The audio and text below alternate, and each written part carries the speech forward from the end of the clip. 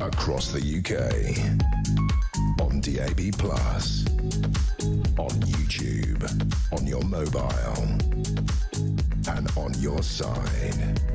This is Talk.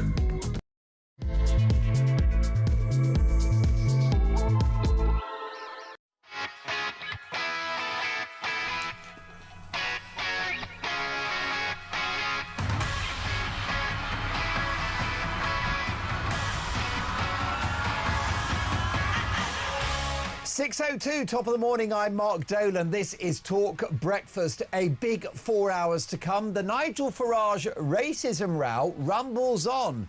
But is this an establishment witch hunt? And if it's true, does it matter if Nigel Farage was a toe rag as a teenager?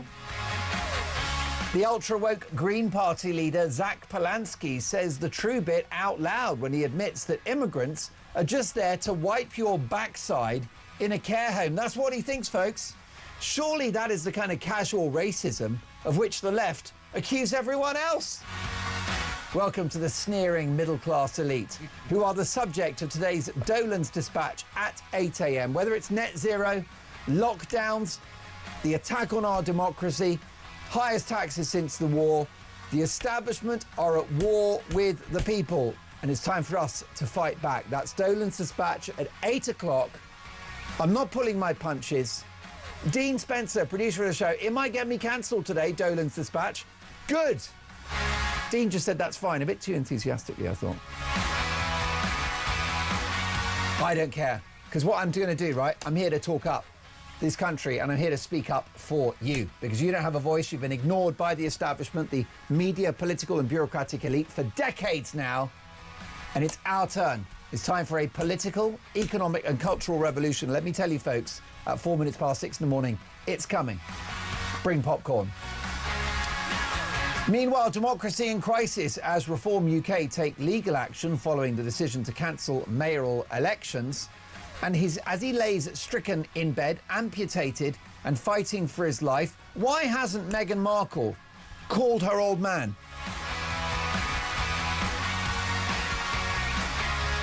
She's not a heartless, preening narcissist, is she? I hope not. I'm sure she isn't. My priority for the next 4 hours is to get your opinions on the national television and radio airwaves. My phone number, shall I give you my phone number? It is 03444991000. And Tommy is taking your calls, so give him a call. Say, morning, Tommy. How are you, big guy? Did you go out last night? What were you up to? And he's going to get you on the radio and on TV. Don't forget that we are on DAB+. You can also watch us. Just head to YouTube and search Talk. And I'll tell you, it's a very compelling TV product. And I've been criticised for the outfit today because I'm wearing a white shirt with a white tie. And someone said it's a bit wedding-y. Don't worry. I've done a wedding. I won't be doing that again. You can text the word talk in your message to 87222. Send us a voice note as well. Now, apologies, because yesterday we got so many voice notes and it was a very busy show and we didn't get them out. So our priority now is to broadcast your voice notes. It's great because you call the number, and if you're too busy to appear on the show, you just leave a little message and that goes on the radio and that goes on telly. Very often then, we share those on X and on Facebook and on Instagram and they go viral. And the reason why they go viral is because we are here to talk common sense and to speak the truth. So, lovely to have your company. 03444991000. Does it matter if Nigel Farage was or wasn't a toe rag when he was a teenager? Who cares? Keir Starmer is a toe rag now as Prime Minister. 606 03444991000. Let's talk.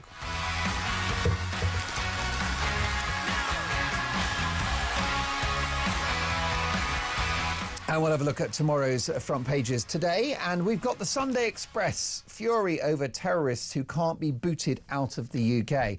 This is an example of the establishment at war with the will of the people, which is the topic of today's Dolan's Dispatch. This shouldn't be happening, and it wouldn't happen if the authorities cared about the citizens of this country. I really mean that. Dozens of extremists who are deemed a threat to national security face 24/7 monitoring because human rights laws are preventing their deportations. The Home Office sparked fury after admitting some 170 foreign nationals are living in the UK under restrictions because they're considered dangerous but cannot be booted out. That, folks, is why we need a political revolution and why I'll be cheering one on here from the studios of Talk. Sunday Times, Met Chief won anti-terror deal from force while in private sector. And Lammy accused of twisting rape case figures to justify jury plan. David Lammy has been accused by senior barristers of misrepresenting figures about rape cases collapsing in a cynical attempt to push through the abolition of half of all jury trials. The Justice Secretary has repeatedly suggested that 60% of victims are pulling out of cases because of delays in the court system. However, the true statistics show the vast majority of rapes reported are abandoned long before a charge is brought due to factors such as policing delays. So there you go, a Labour cabinet minister responsible for misinformation. How surprising. Police misled MPs on Israeli ban is a significant story too. While a senior police officer has apologised to representatives of the Jewish community after wrongly telling Parliament that they'd agreed with the decision to ban Israeli football fans from a game in Birmingham. So you've got a BBC which is institutionally anti-Semitic. Not my words, the words of their former director of television, Danny Cohen. Well, I think the police, or at least West Yorkshire Police, are institutionally anti-Semitic too. Why, after all, did they issue advice to the authorities saying that Maccabi Tel Aviv fans shouldn't come to the Midlands at all to watch that game? My Jail Hell by Nicolas Sarkozy. That's, of course, the story of the former French president who was accommodated in prison at Her Majesty's pleasure as a result of corruption. The Sunday Telegraph, Union eyes Labour exit over Starmer. Labour's biggest union backer is considering a historic vote on splitting from the party in a huge blow to Sir Keir Starmer's premiership. Nuclear submarine fleet no longer fit for purpose, and crown jewels targeted by custard and crumble yobbos. Sunday Mirror, damning new report, COVID fraud cost nation £10 billion. Mail on Sunday, world exclusive interview. Amid reports Duchess of Sussex reached out to her sick father, Thomas Markle tells the Mail on Sunday he still hasn't had the call that he longs for. Dad's plea to Meghan, see me one more time before I die. Devastating story there. Daily Star, royal boost for Daily Star Sunday knighthood campaign. Prince Wills hails King Kev. Prince William has boosted the Daily Star's campaign to award Kevin Sinfield a knighthood. The Royal has praised the inspiring ex-rugby league star who's running 7 ultramarathons in 7 days for motor neurone disease. What a wonderful and special guy Kevin Sinfield is.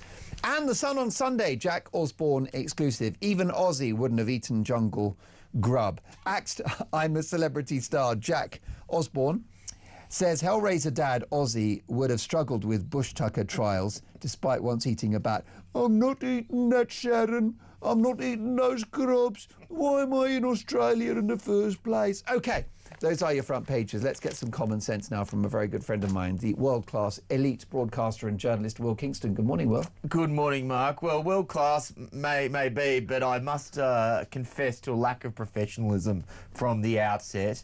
I haven't had a wink of sleep last night. I've been up all night trying to rack my brain for every racist and sexist remark I made in the playground as a 13-year-old. I definitely called a kid a fatty at one point. It was an all-boys school. There would have been probably sexist jokes every single recess. There were no doubt a few racist jokes thrown in there as well. Hang me out, put me out on the crucifix. I'm done. I apologise. That is career over. You've been cancelled. You can go home now. Taxi for Will Kingston. I'll do the paper review on my own because I was a scumbag as a 13-year-old. I apologise. A toe rag, a wrong 'un. You mean you weren't bigging up, girls' rights and female empowerment when you were 8? I wasn't across the BLM movement. Did you have rainbow shoelaces? I'm actually trying to remember whether or not the rainbow thing was a thing in the late 90s, early 2000s. No. A rainbow, when we were growing up, a rainbow was what happened when it's raining and then you've got the sunshine. Yes, that's right. That's right. And now what it is a toxic, divisive and ideologically deranged philosophy. Well, you know, the thing is, occasionally that meteorological event still occurs, and my heart wells with pride, pun intended, that we have come so far as a society from those grim days of the 1970s where, heaven forbid, you may actually make a dark joke about, you know, something which may be slightly socially inappropriate, which may then come back to haunt your political career 50 years later. Well, this is the stupidest story of the year. We need to talk about it because it's relevant, but it is ridiculous. Well, I'm so glad that you've come out fighting on this one, because what I think that the Farage sort of political archaeology serves to do is to insult the intelligence of my viewers and listeners, as though what happened 50 years ago is of any interest. But whether it's true, we will never know. And even if Farage was a bully or a bit of a toe rag or politically incorrect, why does it even matter? Sir Keir Starmer is a toe rag now. I think it's a very good point.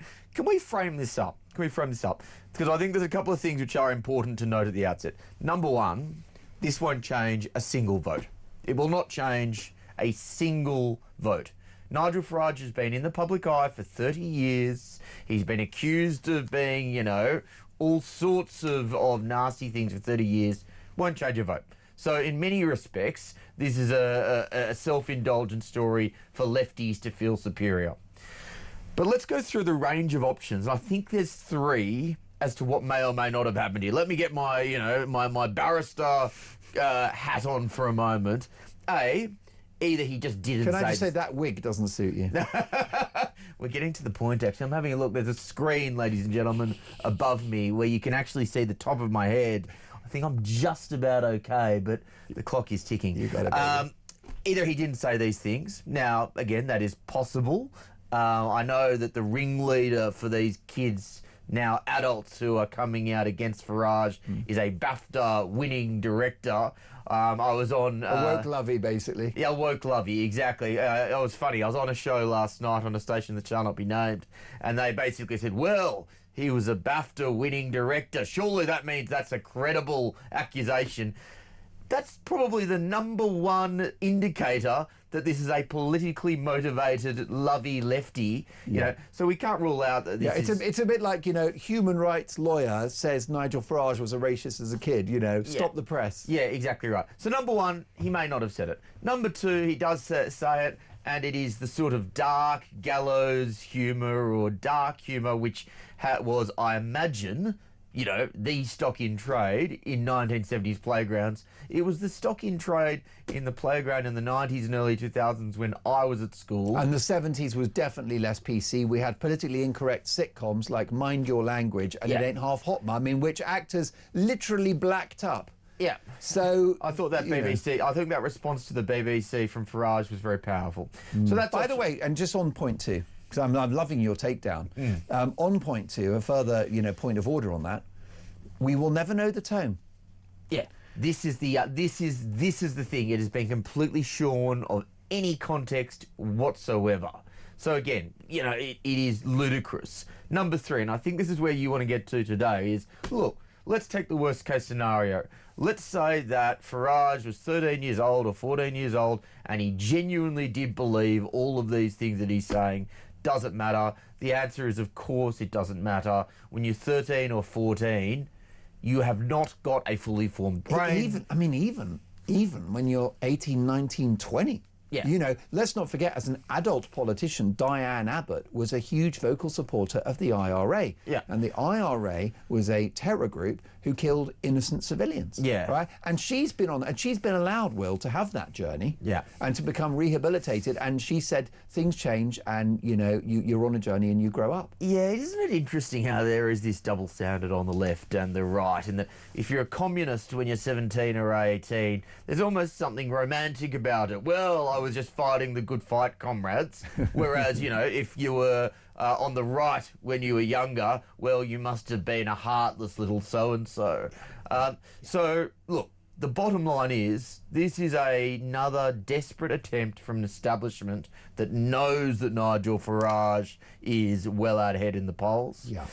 As our producer Dean rightly pointed out before we went on, this story or this tactic is a well-trodden tactic now. They tried it with Trump. They've tried variations of it with Farage before, with UKIP and Brexit, where they bring out these sorts of sordid stories.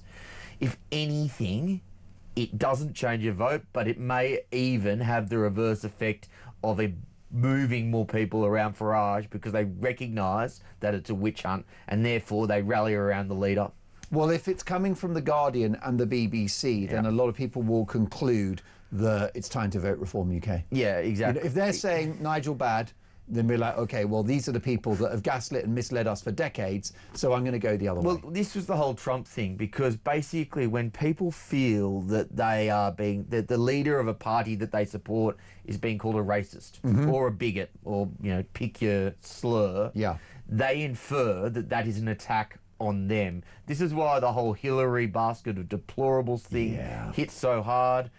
This is why those sorts of comments are so incredibly damaging, because it feels like if you are a Reform supporter, if someone is saying, well, Nigel Farage must be a racist, you feel like they're saying you're a racist, and therefore you double down and you support them even more. There's another element to this race row, this alleged race row around Nigel Farage, which is that a lot of the support for Reform UK is multi-ethnic. Yeah. There are lots of people of colour in this country who are furious about mass immigration, furious about the boats, furious about net zero, because it makes no sense when China are building coal-fired power stations every week. They are, and I hate to tell you, but they're Asian and they're black and they're Jewish, and they'll be voting Reform in 3 years' time. Yeah, that's all exactly right. But Farage is a racist. Make it make sense. Yeah, well, number one, do you actually don't think there are genuine racists who are Chinese or who are Jewish or who are black? It's like as if racism is just this did I just can't create a term? White wing phenomenon? I think you've coined a term, and I think you're going to become a legend for that. A white wing phenomena, as opposed to being something which every single culture experiences. But B, as if like there aren't kind of racial jokes that cut across cultural, class and gender lines. That has been the case for time immemorial. And again, I wasn't in a 1970s playground, but I imagine it was particularly prevalent in a 1970s playground, and it cut across all of those particular groups. The bottom line is, who cares? But what it does reflect is a very desperate establishment that will go more and more grubby to try and stop Reform from gaining holding the levers of power. Most definitely. I tell you something, he's coming in hot this morning. Will Kingston has got strong views. Does it matter if Nigel Farage was a toe rag as a teenager? How about this from Maggie in London? What a lovely magical name Maggie is. May God, can we just enjoy that moment and that name Maggie? And that takes me back, Will Kingston, you're too young, but that was the last time we had truly great political leadership. And that was 1990. Yeah. So a long 35 years since. And I reckon she would have had a few spicy little jokes in the playground back in the 1920s or 30s. Are you kidding? Well, I want to talk to you actually next about if Farage was a bully. Or what is a bully? Is that just a big personality? And isn't that someone that we need in number 10? Are bullies that bad? Let's see. Maggie says, good morning, Mark. Will is spot on. All of this intentional smear against Nigel will not change a single vote. In fact, it will probably gain more votes as people can see right through this witch hunt and this bullying. Sharon says, good morning, Mark and Will. No matter what these useless opposition parties come up with against Nigel Farage, I don't care. It will not change my vote. I will be voting for Reform. This is the party to lead and change this country. And Paul, good morning, Mark and Will. This whole racist episode is purely the left desperately trying to smear Nigel's campaign. End of story. Very sad state of affairs. More on this, plus more front pages next.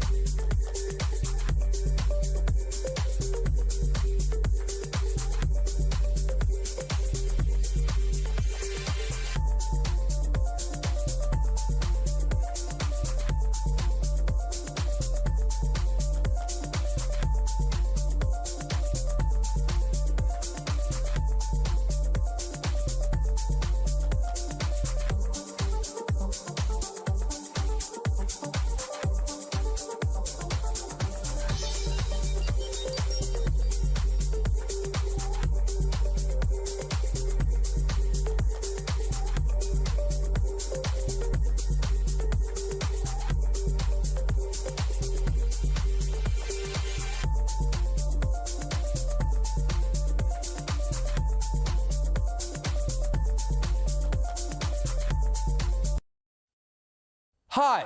I saw the hotel, and it really is. Hi, I'm Kevin O'Sullivan, and I've got a message for you. Welcome back to this blockbuster edition of What Just Happened. It really is a good one, I think. It's so funny that people keep calling me Meghan Markle, because it's Meghan Sussex now. Flynn has said, Samara, I agree with you all the time, but you're just boring. Hi! I refuse to work for ITV ever again. What Just Happened? Fridays at 9 on Talk. Across the UK, on DAB+, on YouTube, on your mobile, and on your side. This is Talk. It is 6:24. This is Talk Breakfast. Some more front pages for you. The Mail on Sunday, world exclusive interview. Amid reports Duchess of Sussex reached out to her sick father. Thomas Markle tells the Mail on Sunday he still hasn't had a call that he longs for. Dad's plea to Meghan, see me one more time before I die. Will Kingston, I wouldn't normally cover this in our paper review because, you know, we're discussing the big political issues of the day. But obviously it relates in some ways to Prince Harry, who is the son of the King of the United Kingdom. This is a terrible look for the Sussexes, isn't it? An amputated Thomas Markle fighting for his life, deafening silence from the Duchess. Yeah. So, number one, I don't care. Neither does Meghan by the looks of it. Neither does Meghan by the looks of it, so I should get that out of the way at the outset. But look, I guess this is a talk opinion show, and so I need to offer some sort of talk and opinion on the topic. We know what Meghan is like, and we know what Meghan has been like for some time now. She is entirely focused on her own image. She obviously sees her father as being superfluous to those requirements. He doesn't fit the Hollywood vibe, does he? He's not sexy, he's not cute and young and handsome. Yeah. He's a slightly sort of pudgy 81-year-old man. I think she's embarrassed by him. Yeah. The thing which grates, though, and I note that she's got some Christmas special that's just come out, and, you know, basically she talks about the importance of family and how when you put up the Christmas tree, it needs to be a symbol of your family's evolution, and yet she fails to note that they've burnt their bridges with, like, literally every single family member that they have on both sides. So, you know, I'm not going to offer much that not every single person listening to this show is already thinking, but the level of hypocrisy from Meghan, basically to say, oh, look at me, you know, what a wonderful time of the year to embrace family and love and joy and happiness, whilst at the same time her amputee father is dying in the Philippines. It isn't the best look, Mark. It's not, and I think although she's quite a toxic brand already, I think this could finish her off, you know, because I think that the public, you know, wherever you are on the political spectrum and wherever you are geographically, to observe this guy, and the front page news on the Mail on Sunday with a picture of him in hospital, right, down to one leg now, and you know, the optics of this are going to be pretty bad for her, I would say, especially if, and I obviously pray this doesn't happen, but if he passes in the days ahead, I think she's got a problem that won't go away. Yeah, potentially. She'll never be forgotten for that. Well, you know. Ironically, you know what? That may be something that she would be entirely in favour of, because I think her biggest fear is being forgotten. It's true. Let's not forget that these are two people who are fundamentally untalented. They've left the royal family. Their only value was their connection to the royal family. Now, they've squeezed all of the juice they can out of that particular lemon. Yeah. And you look at Harry. So Harry went on Colbert earlier this week, which is a US talk show, made a couple of really cringe jokes. You know, it doesn't take long when you watch Harry in that environment to realise that he's thick as two planks and he's fundamentally untalented. And he embarrassed the king by attacking Donald Trump. Yeah, that all of that sort of stuff. It just feels to me like these are two people who are desperately trying to search for an identity or something that goes above and beyond we're famous for the sake of being famous. It's like, do you remember when Paris Hilton became a thing in like the early 2000s and no one really knew why she was in the news all the time? But she just was. You're so right. She kind of invented that famous for being famous. And these guys are now, again, because the royal thing is gone, They are just famous for being famous. And so these sorts of stories, my sort of almost morbid sense is she probably wouldn't mind because at least it keeps her in the newspapers. And that is obviously her number one priority. Most definitely it is. What about this story that Chris Whitty, the Chief Medical Officer in the time of COVID, silenced critics of lockdowns and the vaccine rollout? Well, I'm not surprised he silenced them because they didn't fit the narrative. They said that if you have lockdowns, you're going to destroy the economy, which will have wider implications for people's health and longevity. You're going to have a mental health crisis. It's bad for kids. And by the way, don't jab 12-year-olds. All of those critics were absolutely right, in my view, but silenced by the authorities during the pandemic. Yeah, well, let's put this into a broader trend of authoritarianism in this country. We're seeing the increasing clampdown on speech. We're seeing things like digital ID, which will be used to monitor behaviours. You're seeing the use of non-crime hate incidents, which have been used for years now as a way to try and change the way that particular people act or behave or speak. Yep. This is just another example in that long-run trend. And the fact of the matter is that it is core now to the identity of the left. Authoritarianism is a way basically to enforce a certain moral purity that the left wants to enforce upon us. But the other thing, which is a giveaway when you hear stories like this, when people are clamping down on speech, you know they're clamping down on speech because the policies themselves cannot stand up to scrutiny. We knew, and I'm sorry, I'm sick of this nonsense to hear people say, well, you know, we didn't really know what the long-term consequences would be. There were enough brave people at the time who were talking about the second-order consequences of lockdown on kids. And they were called the economy. They were called granny killers, and they were demonised, sometimes lost their jobs. Yeah, that's exactly right. So as a shortcut, ladies and gentlemen, when you do hear someone trying to shut down debate or censor you, it is a really quick hint to say that this is a policy that has fundamental flaws and it's easier therefore to silence debate as opposed to talk those flaws through and trying to see if you come out to a better outcome. Most definitely. Does it matter if Nigel Farage was a toe rag when he was a teenager? Cliff in Berkshire. Good morning, Mark and Will. People change over the years, as does society, and what is not acceptable. I cannot see what someone said or thought at 15 is relevant today, half a century later. At least humour was still funny back then. Andrew says, isn't the smearing of Farage just proof that they have no political arguments against him, so resort to playground tactics? Joanna in Salisbury. Hi Mark, Will is correct. I'm not a racist. When my granddaughter asked me what jokes we had as children, I couldn't tell her. They were all Irish. And finally, Yoni has messaged. Good morning, Mark and Will. Jonathan here from Israel.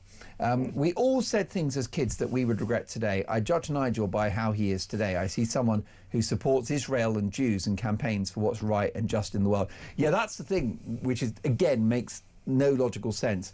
A lot of what's being laid at Nigel Farage's door is anti-Semitism. Yeah. Well, Reform are the most robustly pro-Israel party in this country. Yeah, exactly so, right. Again, make it make sense. Can I add another lens onto this? And that is, everyone in this country complains about the woeful quality of political leadership across the political spectrum, from the Conservatives to Labor, to Reform, to the Greens, to those nutty Corbyn, Sultana people.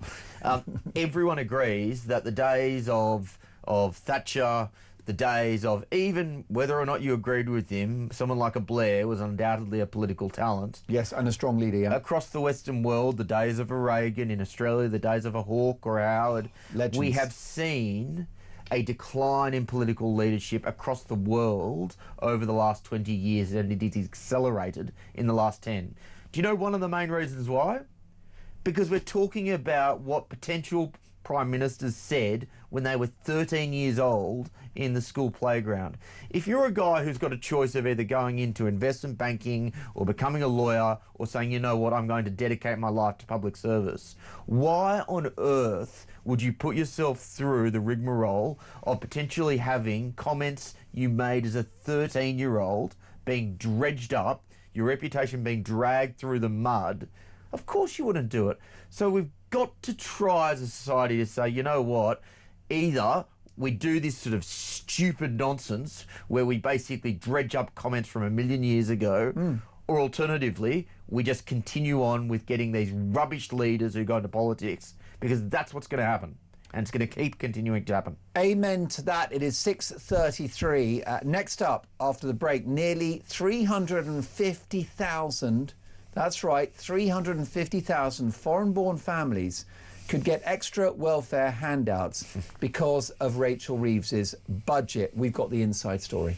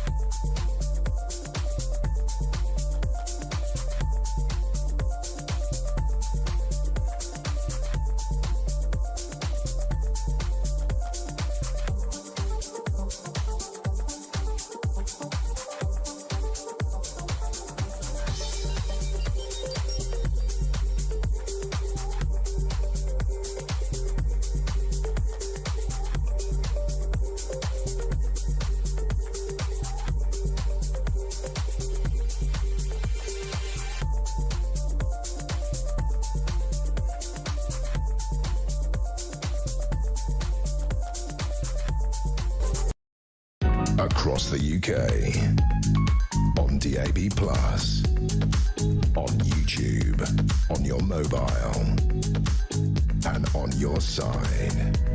This is Talk. So it is 6:36, you're listening to Talk Breakfast, and an exclusive from our friend Kate Ferguson at the Sun on Sunday newspaper. Nearly 350,000 foreign-born families could get extra welfare handouts because of Rachel Reeves's budget, and almost 200,000 of them are from just 10 countries. Big immigrant families from Pakistan and Bangladesh are set to benefit the most from lifting the two-child benefit cap. Sir Keir Starmer has vehemently defended the controversial handout, saying it will lift 1/3 children out of poverty. But critics say taxes on Britons are being hiked to pay for a massive welfare bung that will benefit many families who have never paid into the system. Well, Will Kingston, today's Dolan's Dispatch is about the establishment at war with the people of this country. Yeah. What better example can you find? Yeah, well, that's exactly right. Kate Ferguson, by the way, who does wonderful work for The Sun. Yeah. I can't imagine that those 10 countries include Australia, New Zealand, Canada, America, fellow members of the Anglosphere. Highly productive net contributors to the economy. A couple of things. Number one, when these benefits do get doled out, how do we know that they're actually going to the kids? There is no evidence that they will improve the lives of children. Absolutely no evidence whatsoever. If you are a bad parent, you're a bad parent, and an extra £100 a week is not going to change that fundamental fact. And is a bad parent going to take that extra cash and go to Waterstones with a kid and buy them some educational materials? Of course not. Of course not. Which again is they will go somewhere with a W, and it might be Wetherspoons rather than Waterstones. Yeah, that's right. It will be Wetherspoons. If I was a rubbish dad, I'd be straight down the pub with that extra cash. Yeah, exactly right. So it is yet another example of just something which, on the surface, seems to be kind and caring and compassionate, but they don't think about the second order consequences. They don't think that it's actually not really, or there's no evidence that it will actually help kids. And to the extent that it does help kids, it won't help kids from working class white families in the north of England. It'll be helping kind of first and second generation immigrant families who, to be perfectly frank, have been net detractors from the economy for now 1 to 2, 3 generations, as opposed to contributing. As I said, Mark, I speak about immigration and multiculturalism a lot in the United Kingdom, and I say that as an immigrant. And I think, there should be 2 pretty simple tests. Number 1, you should put more into the economy than you take out. And number 2, you should come from a place which is culturally compatible. Now, someone from a particularly kind of socially conservative part of Pakistan that comes and brings 8 kids and then takes from the economy more than they put in does not satisfy that test. But unfortunately, this sort of policy will encourage more families like that and less people, to be honest, coming from countries like, say, New Zealand or Australia or, the United States, who may actually contribute to the economy in a meaningful way. Well, Trevor Kavanagh is one of the most respected journalists in the country, and he was the political editor of the Sun newspaper for decades, a man that had the ear of Rupert Murdoch, who is, of course, the proprietor of this network, a very influential political journalist. He's retired now, and I'm delighted to say is a regular on the show, a regular on the channel. He's not afraid of being cancelled, and he told me on this programme 2 weeks ago that the lifting of the 2-child benefit cap was nothing more than a sop, than a bung to the Muslim vote. Yeah, this is the uncomfortable truth that very few people want to talk about, and that is that the demographics in the UK are changing so quickly, particularly when it comes to people of the Islamic faith. I don't have the exact numbers in front of me. People like Matt Goodwin have done good work on this, but when it comes to 2060 or 2070, you're going to be having something like 20% of the population who may be supporters of the Islamic faith. And the political implications for Labor are there are several senior cabinet ministers who forget 2060 in the next election will be wiped out by so-called Gaza independence unless they throw a bone to these to people of this faith. Well, so someone like Wes Streeting is a perfect example. If the country, if the demographics change and let's say it's to 20%, 25% Muslim worshipping population, well, then what you'll have is a competition between Sharia law and the law of the land. Yep. That's a fact. Yep. And you will also have, obviously, an economic aspect to it as well, and a cultural aspect. You'll probably have areas of town where there are no pubs and no drinking. Yep. Already there's a branch of Five Guys, the burger chain? Yeah. There's a branch in Birmingham which has gone alcohol-free out of respect for the local community. Well, that's fine, but this is Britain, where we go and get drunk on a Saturday night. So, OK, it's a trivial example, but possibly a portent of the future. Well, sadly, we're already seeing this, as you've said. My great fear is that you will have a country that will be further segregated into ethnic and cultural ghettos, effectively, where you'll have some areas which will be governed by the norms of, effectively Islamic culture, and you'll have other areas which will retain their fundamental Britishness. We're already seeing this. We're already seeing this in pockets of London.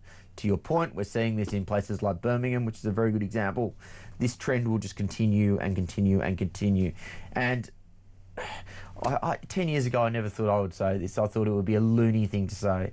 But you have intelligent people now, people like David Betts from Imperial College in London, a professor of modern warfare, who has said that the concept or the potential for civil war in this country is no longer out of the question. In fact, all of the ingredients are there for some form of major civil unrest, and it all comes back to this toxic policy of multiculturalism which has been allowed to fester for far, far too long.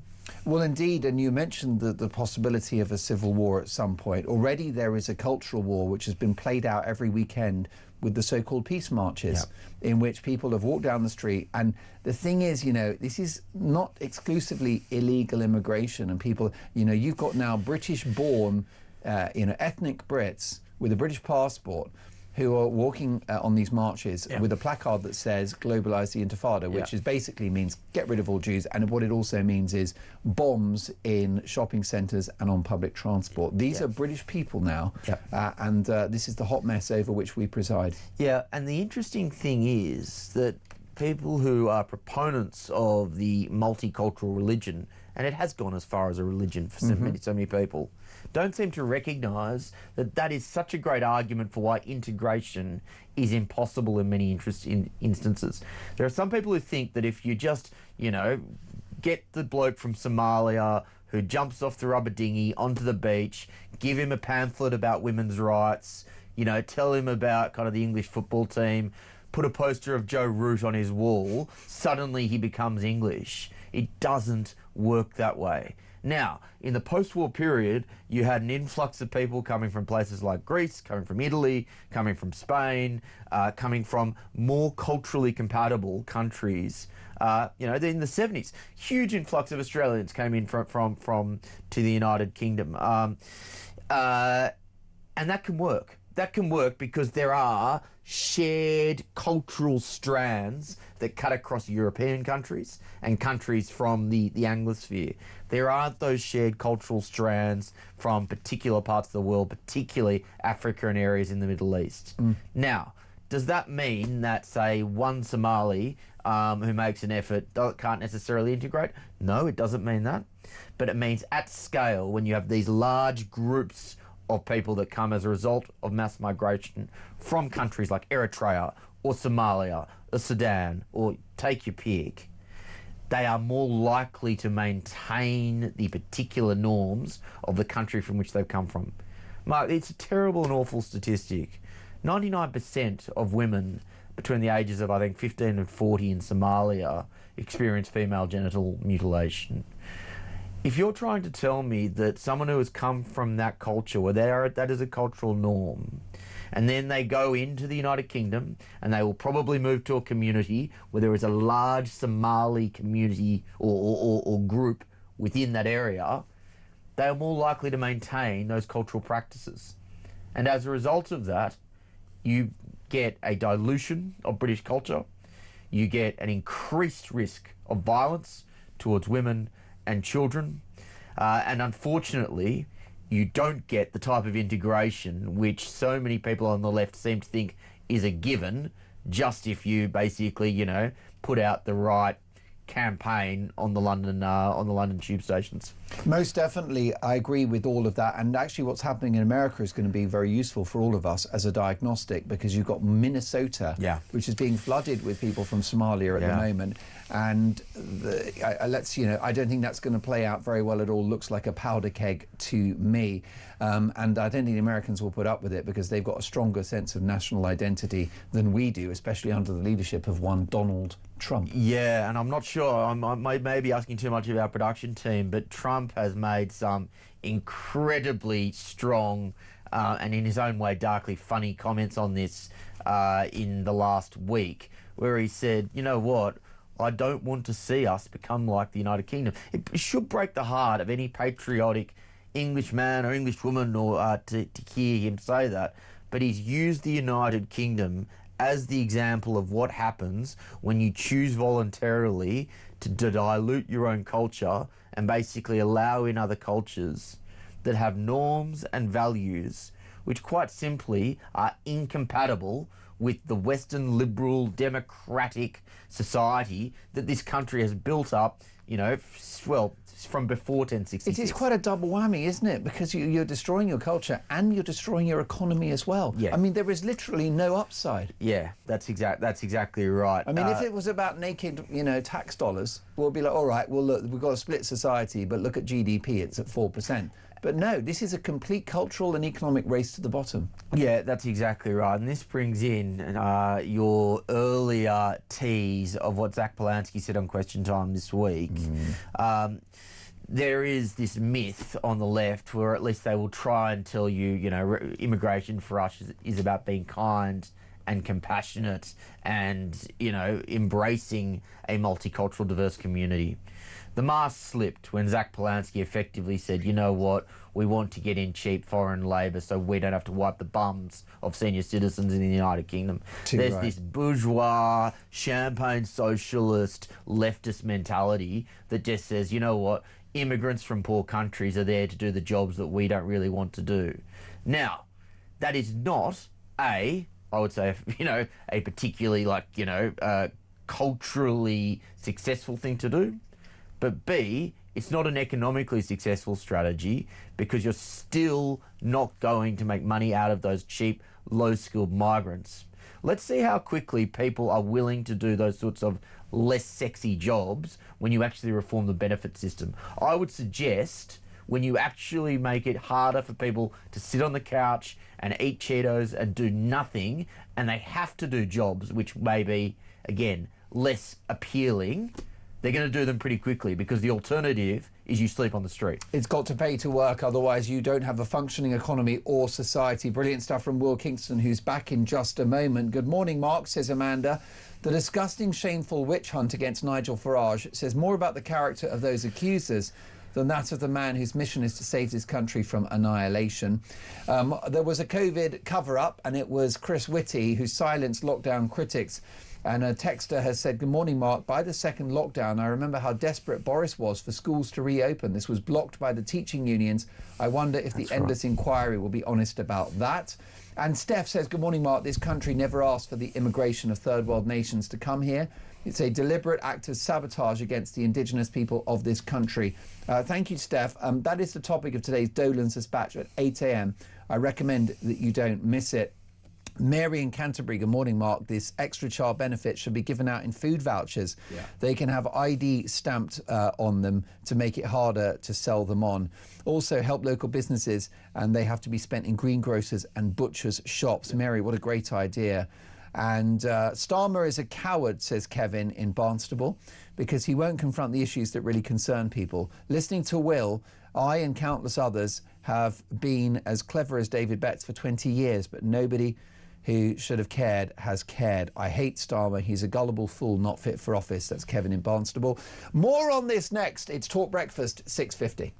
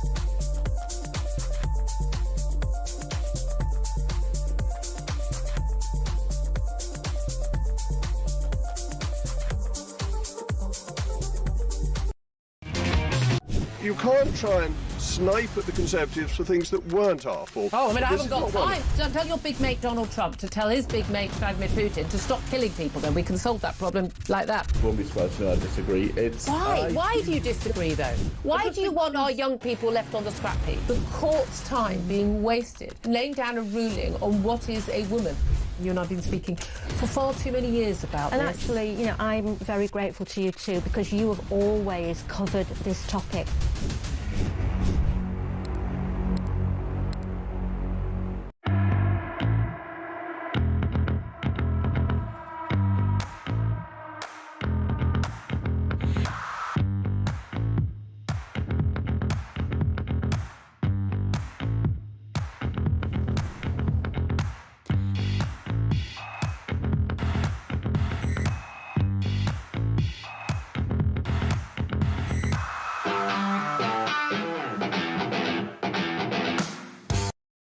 Across the UK, on DAB+, on YouTube, on your mobile, and on your side. This is Talk. It is 6:54. Lovely to have your company. Mark Dolan's dispatch is coming at 8 a.m. I'm not pulling my punches. The establishment, right, the media, political and bureaucratic elite are at war with the people of this country. Look no further than the front page of today's Express. Fury over terrorists who can't be booted out of the UK. If the authorities cared about the people of this country, that would not be a headline in a national newspaper. Let's talk about benefits Britain. Barry is in Norwich. Top of the morning, Barry. Good morning to you. Barry, can I congratulate you on being the first caller to talk breakfast on a Sunday? How does this Sunday morning find you, Barry? Are you well? Well, it's all right apart from the cricket.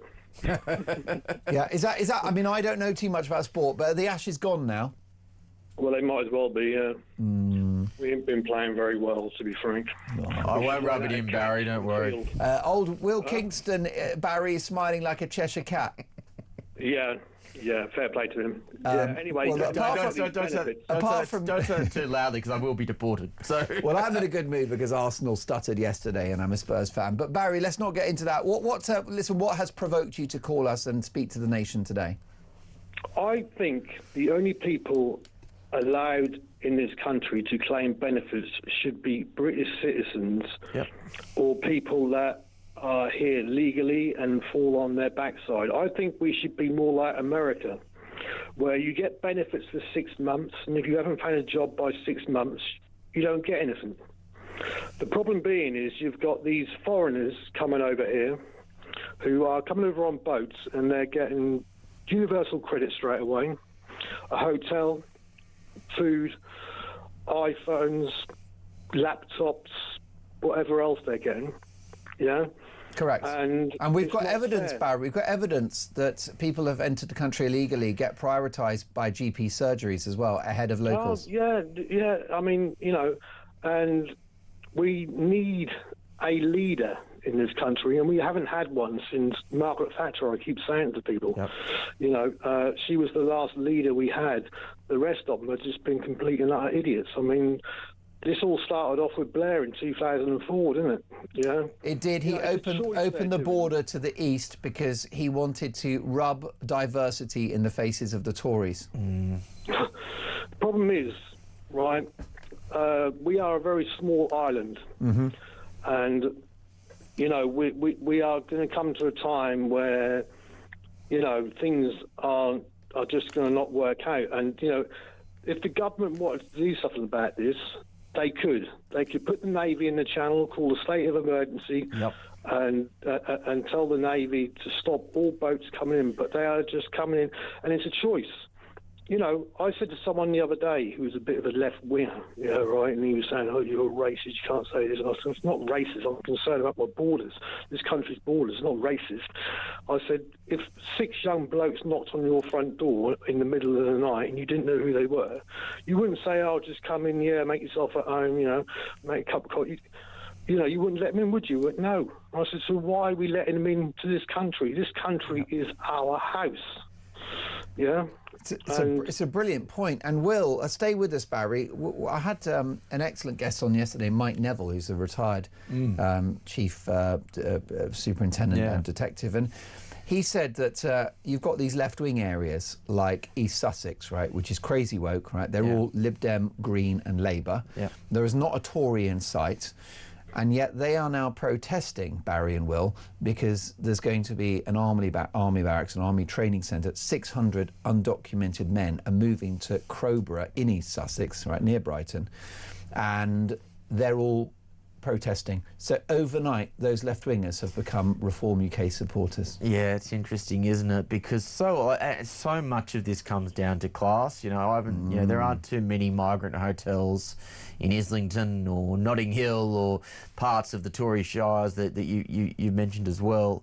I just think that this government thinks it's easy to dump illegal migrants, particularly, into areas which are predominantly working class, because ultimately, if they were to put them in, you know, Chelsea or Fulham, all hell would break loose.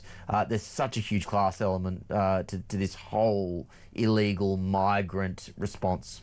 Yeah, that's it. Listen, Barry, have you got hope for the future? Can this country be saved? I don't know, mate, to be honest with you. I doubt it. I doubt it. Not unless we get someone in Downing Street who's willing to, like, you know, say enough's enough. What I can't understand is this, just quickly, why you've got countries like Germany and Poland all deporting migrants, yet they're part of the ECHR. You're right, Barry. France have been doing it too. Listen, I wish we had longer. What a great call. Barry, keep the faith. A revolution is coming. Bring popcorn. We might have to wait 2 or 3 years for it, but the political will be there. The tunnel is darkest before you get out of it. This is Talk Breakfast. More to come.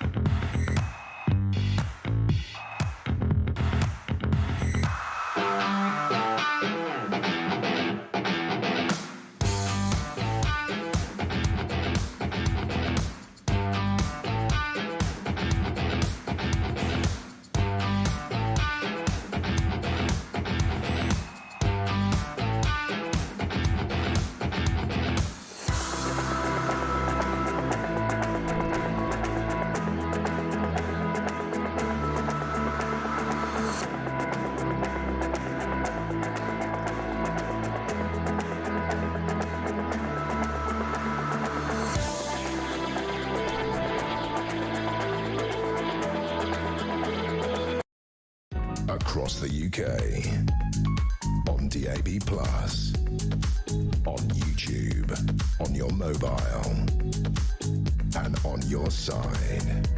This is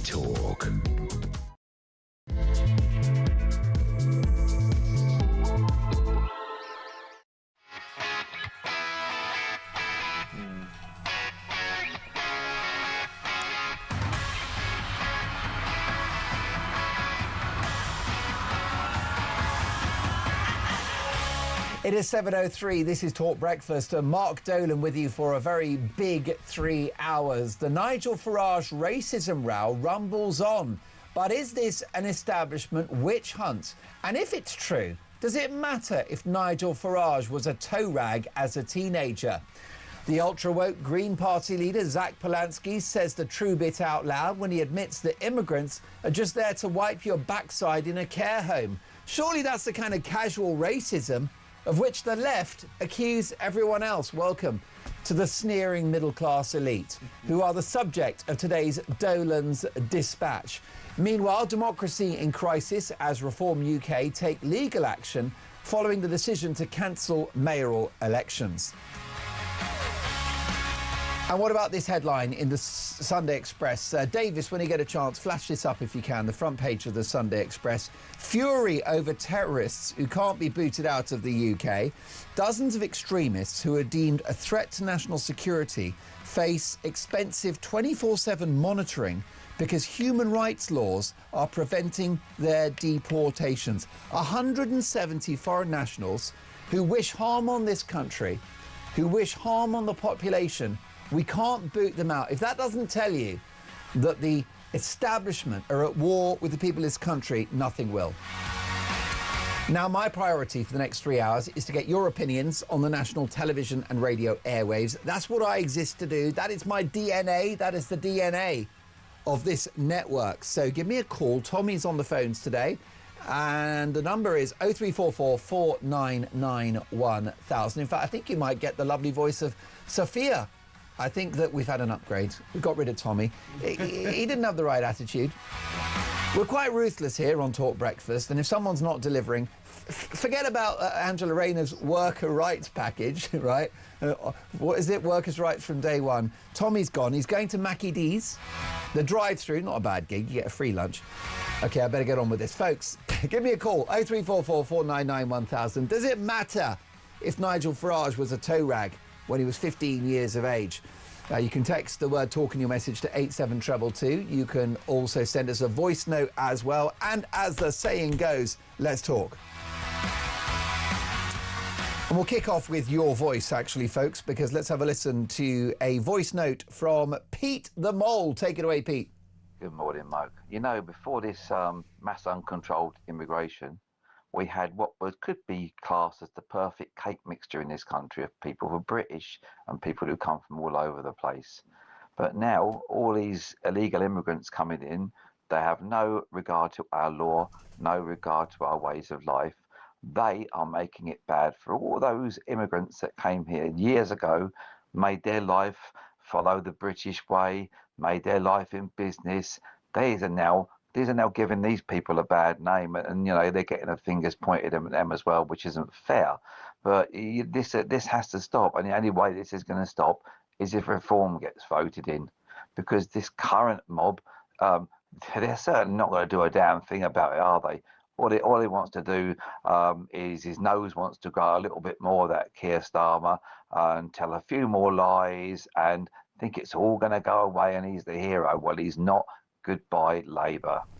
Wow, powerful voice note from Pete. Keep those coming, folks. The voice notes are going to be a big priority for today's show because it's all about getting your opinions on the national television and radio airwaves. If you're listening to us on DAB+, can I recommend that you try the TV output as well? This is a TV show now with amazing guests and amazing visuals and all the rest of it. Just head to YouTube and search Talk and up we pop. However you consume the show, we are so happy to have you. Does it matter that Nigel Farage was or wasn't a toe rag when he was a teenager? Linda Jubilee is one of my favourite journalists. She joins us now. Good morning, Linda. Good morning, Mark. This row rumbles on, but it seems to be a campaign for those that don't like Nigel Farage anyway. It's definitely that. And I do agree with many people. It does count what you said when you were younger, but it was 50 years ago. So I think many of us have said things that we're a bit embarrassed about, some things we might be ashamed of, but we grow up and we grow some scruples and a conscience, and we change our views. And I think it's really unfair to think that he's the same man as the boy that played around at Dulwich College with his mates just, you know, spouting off whatever he thought might make him popular at the time. I think it's grossly unfair to keep going with this story. And I do think that without any legs, it will just run out of road here. It's very, very unfair to keep bashing this drum because it's the only one you can find to hand. And also, some of these private school boys are obnoxious little brats. Go figure. Yeah, I know all about that. You know, I've got 3 grown children now. I'm not saying that everyone who goes to a public school is a self-entitled snob, but you do get a certain type of person sometimes that I feared for when it came to my own children circulating. Thankfully, they've never been racist, or they're far from racist. They're very fair and decent people. But sometimes you do get the odd snotty kid that is able to get his classmates behind him, and it is unfortunate. I know that people who suffered bullying, I did at my own primary school, those things live with you for many, many years, and we should never forget that. But I think it's really unfair to keep going on about something that happened 50 years ago. And also, Will Kingston, politically inept, because this is not, as you mentioned earlier, going to cost Nigel Farage a single vote. Yeah, I agree with that. And Linda, you've mentioned there that it's unfair for the broader media and the BBC and the Guardian to go on about this. But is there any criticism that should be laid at Farage for how he's handled this politically? I've noticed a tweet that's just come through from Sean Walsh where he's basically said Farage made a mistake in not just laughing this off, he's allowed the historical accuracy of the claims to become the story, as opposed to, I imagine, the alternative, which would be, haha, I was 13 years old. I have absolutely no idea what I was saying as a 13-year-old kid. What nonsense. Let's talk about the economy or whatever. Does Farage actually need to shoulder some responsibility for how he has handled this saga? Yeah, I think that is absolutely correct, Will. What he couldn't laugh it off. He should never laugh it off. But what he could say was, I was younger. I hadn't yet developed the kind of common sense, well-balanced opinion I learned to have as an adult. And I'm deeply, deeply sorry, which would be the word, for any offence I caused at the time. What he needed to do, in communications terms, is nip this in the bud. But I'm afraid that politicians are not good at handling their communications.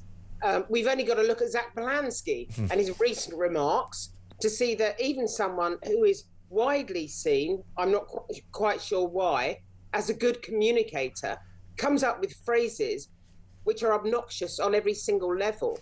Most politicians are terrible communicators. He said it was the job of immigrants to wipe your backside on Question Time, which has gone down like a lead balloon. Will? Leader, I'm not convinced he did need to take responsibility for, you know, comments that may or may not have been said.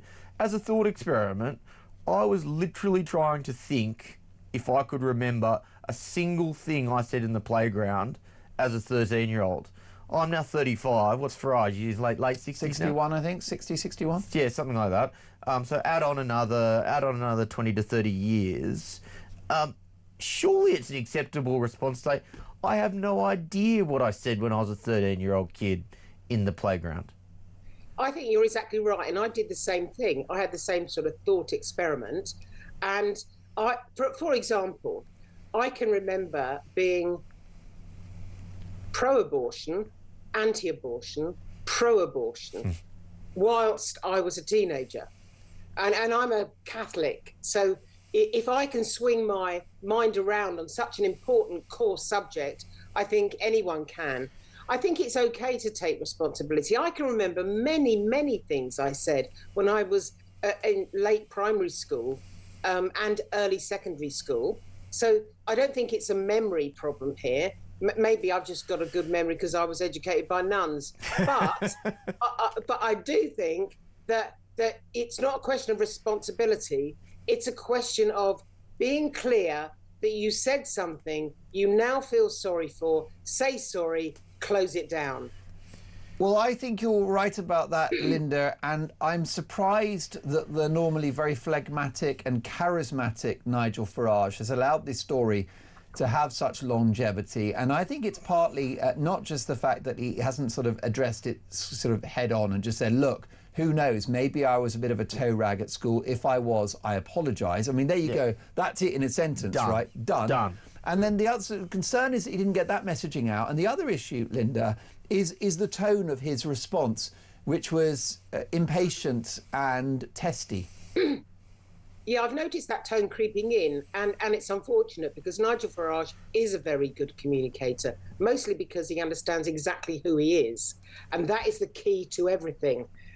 Most MPs are kind of performative, and they never get to that point where they are actually truly, to use an overworked word, authentic. Yeah. But it wasn't just that he sounded impatient. There was very little point in saying, yeah, I may have been a bit this, that, or the other, but it was always meant without malice. Because frankly, any kind of racist remark, any kind of anti-Semitic remark is said with malice. Linda, what did you make of, because he basically then came out and in a press conference highlighted the double standards of the BBC. So for anyone who hasn't seen it, he said, at the same time I'm being accused of these alleged remarks, the BBC were putting on shows where there was blackface, where there was humour, which by today's standards would be seen as racist or misogynist or whatever. So I'm not going to take lectures from the BBC on my supposed behaviour back at the same time they were doing comparable things. What did you make of that particular tactic? Well, unlike you, I'm old enough to remember some of these programmes. So I think that it was a good point to illustrate that was a different world. That's fine. But to go on and on about it and lift up various examples gave the whole element of the debate, that element, it gave it far too much oxygen. Yeah. Well, this is it. How do you see this one playing out? Will it essentially just be yesterday's, what was it, yesterday's papers, today's fish and chip wrapping? Where's this story going to go now, do you think, Linda? I think, personally, I mean, I could be wrong about this, but I think it'll literally run out of steam. Yeah. You're quite right. It's tomorrow's fish and chip paper. For those of us, who drove cars with wonky outside aerials, we used to say on newspapers, it'll be out on the coat hanger soon, because that's how we mended them when they were broken. It'll be out on the coat hanger soon, and we won't be discussing this. And particularly in this media landscape, I think that news changes so quickly. The 24-hour news cycle is so fast that I think this will run out of steam. Remember, I've heard you say before, and many other anchors say, well, there's always a tweet. The fact of the matter is that this was so long ago, there's nothing. There are no tweets. There is no internet. Unless you get someone who actually, and there have been a couple of people who've come forward and said, I remember Nigel Farage being thoroughly obnoxious to me when I was at Dulwich College. But, I mean, that's awful, and I don't like hearing that kind of thing.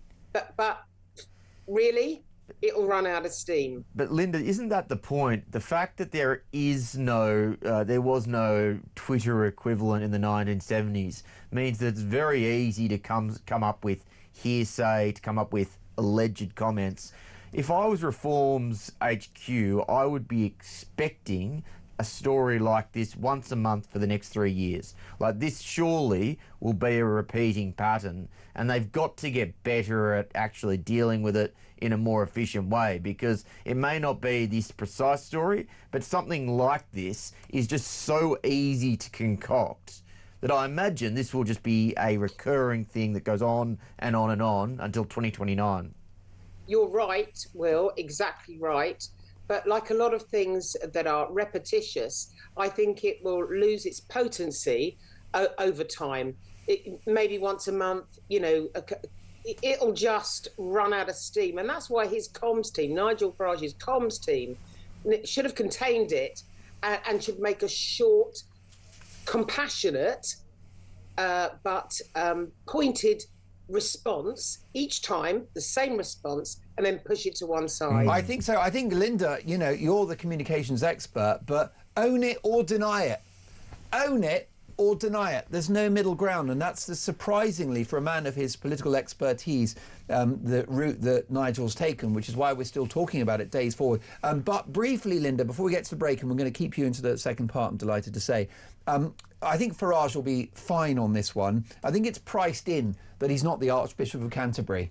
Isn't it? It's priced in that he's not just this sort of this rather flowery, magical, kindly sort of, a do-gooder. This is Farage. He's a very sort of disruptive character. He's no nonsense. So I think it's priced in. It would be a bit like hearing that Mick Jagger had some affairs when he was a youngster. It's like, okay, go figure.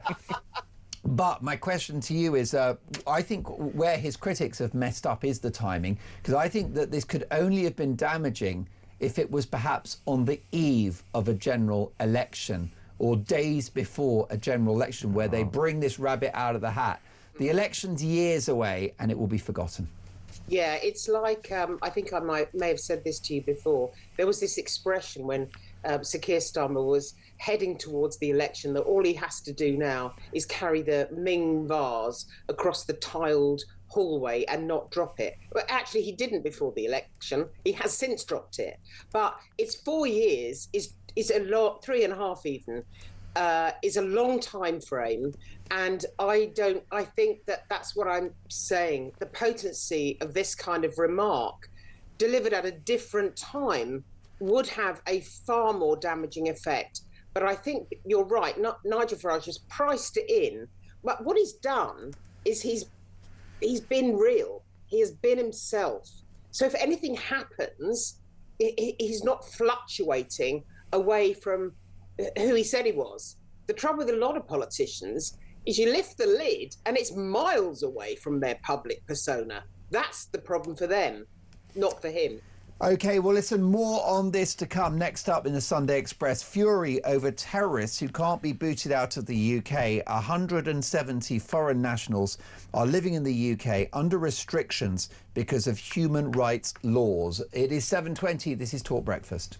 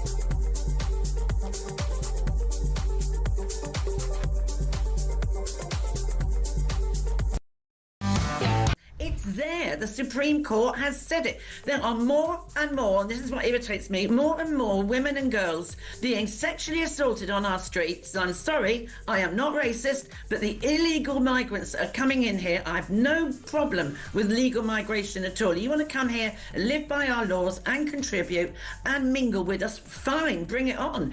The people coming in on these boats, so many of them are coming from feral backgrounds where they have no moral compass.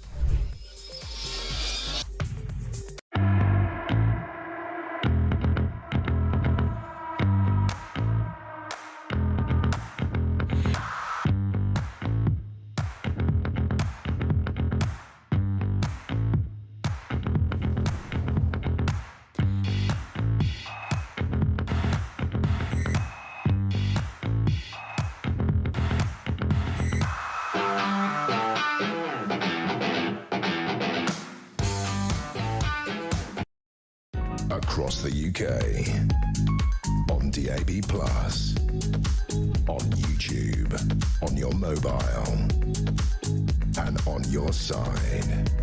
This is Talk. You're listening to Talk Breakfast 7:24, and I'm in the company of the brilliant journalist, the one and only Will Kingston, and broadcaster, former news anchor and communications advisor Linda Jubilee. Linda, a quick response if you can on this one. Sunday Express, fury over terrorists who can't be booted out of the UK. This is an exclusive by their Home Affairs editor Michael Knowles. Dozens of extremists who are deemed a threat to national security face 24/7 monitoring because human rights laws are preventing their deportations. This is why the public are so angry, is it not? It's exactly why. And although, as you pointed out, I've always been a journalist, both in print and broadcast. Sometimes I do projects that take me away out of that world. And one of those was after the fall of Kabul. I taught conversational in English to those women who had been evacuated on those dreadful flights. And I'm very proud of that work. And it gave me an insight that an awful lot of journalists don't have, because I worked inside the hotels. These were called bridging hotels. So I got to chat to many Afghans with indefinite leave to remain, those who are asylum seekers. Some of them were, particularly the men, were very difficult to deal with. They come from a culture where they're very volatile, where they can be aggressive. And I am told by some of the people I worked with who came from the emergency services, there were undoubtedly people there that were a security risk. All of those people were monitored and vetted in a fairly basic way.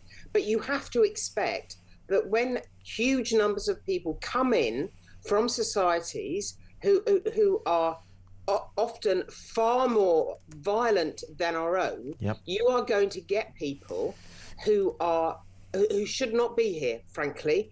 And although, you know, I'm surrounded by liberal-minded friends who are also journalists, if I turned round and asked one of them, what exactly have you done by going into these hotels, rolling your sleeves up and doing a job of work that might support some of them, they would say, well, I didn't do anything.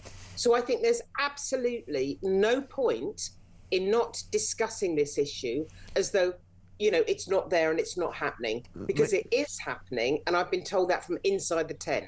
Yeah, Linda, it's interesting how those lefty lovies never open up their own houses to refugees, do they? I'm interested in your experience after the fall of Kabul with those women that you spoke to. Anyone who looks at the rubber dinghies that are coming across from Calais onto the beaches of England will note that somewhere between 80 to 90% of those dinghies are filled with men. Is that the case because the trip from, say, Afghanistan to get to Calais to then get to the United Kingdom is a trip which is too difficult for women and children to be taken? Explain that gender split to me and why we see a preponderance of men who ending up in the United Kingdom. I think the actual crossing is very, very perilous. And we've seen children die on it. There have been children on those crossings that have died. But I can tell you now, because I know, that trip across, I know in particular one family, that that trek, if you like, from Afghanistan or from Iran is very difficult, and it's often done by women with children, by pregnant women. I know one family where there's a woman, two daughters, and she was pregnant with another child who made that crossing and eventually got into this country in the back of a refrigerated lorry. Now, it's when I see those boats, and they are mostly men, I do find it a bit infuriating, because I know that some of those families have a policy where they send the man ahead. They're the anchor point. So the man goes ahead, he gets into the country, he builds, maybe some people think this is absolutely okay, and in some cases it probably is okay, but he builds a base, he applies for indefinite leave to remain, he gets a job as an Uber driver or, some kind of delivery person, or maybe a basic job for which he doesn't need qualifications. He builds a small lifestyle, and then the rest of the family come. That's the strategy. Right.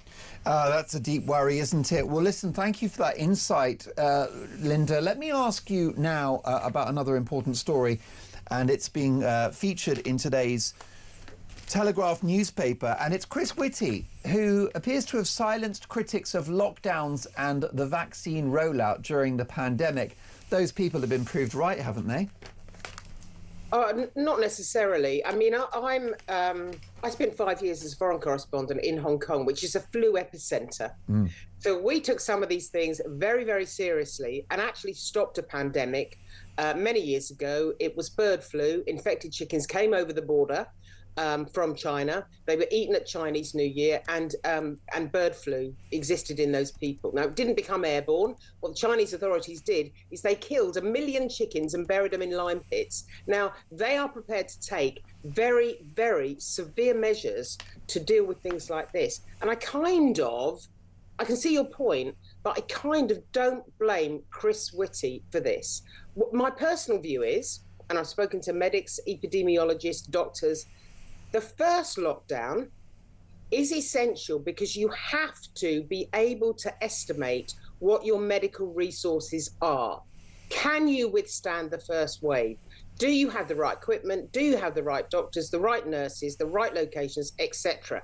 I think subsequent lockdowns were not necessary. They should never have happened, and they certainly should have been able to handle the process by which school children were handled during this period of time, because it is without a doubt something that will have damaged many, many school careers. Now, I was lucky. My daughter was at university. She was studying architecture, I think, like your wife, Mark. So you know what a difficult degree that is to do in isolation. However, with a little bit of planning, a little bit of application, she graduated with a first. So I know what it's like to be at home with children, and I think it's a very difficult job. And my heart goes out to those families whose children undoubtedly suffered in a permanent way because of this. Linda, my understanding is every country had, break glass in case of emergency pandemic plans. And my understanding is that lockdowns were not part of the plans for most of those Western countries, including the UK and Australia, because they recognised that the second-order consequences of lockdowns, like, for example, the stunting of the education of children, like depression, like the impact on the economy, outweighed the potential impact of the virus when it came to either sickness or fatality rates. Why were those plans, which were in place, why were they junked so quickly? I think that lockdowns, we did have a plan, but it wasn't good enough. Jeremy Hunt, I think, is on record as saying that they kind of had a plan for flu and they converted it for COVID. Actually, the plan has to be about a virus, full stop. Doesn't matter whether it's flu or COVID. But initial lockdowns are often part of the plan. If you look at the Spanish influenza outbreak in the US, some cities operated an initial lockdown and some did not. Those that initiated the initial lockdown did fare better. There you go. Linda, listen, wise words as always. Great to have you on the show. We'll catch up soon. Broadcaster, journalist and communications expert Linda Jubilee. My thanks as well to the fabulous Will Kingston. Will, so many truth bombs. Pleasure as always, Mark. I'm heading back to watch the cricket. Do that. And, well, listen, that's a bit of a horror show, isn't it? Luckily, I don't have skin in that game. It is 7:32. Does it matter if Nigel Farage was a toe rag as a teenager? That's next.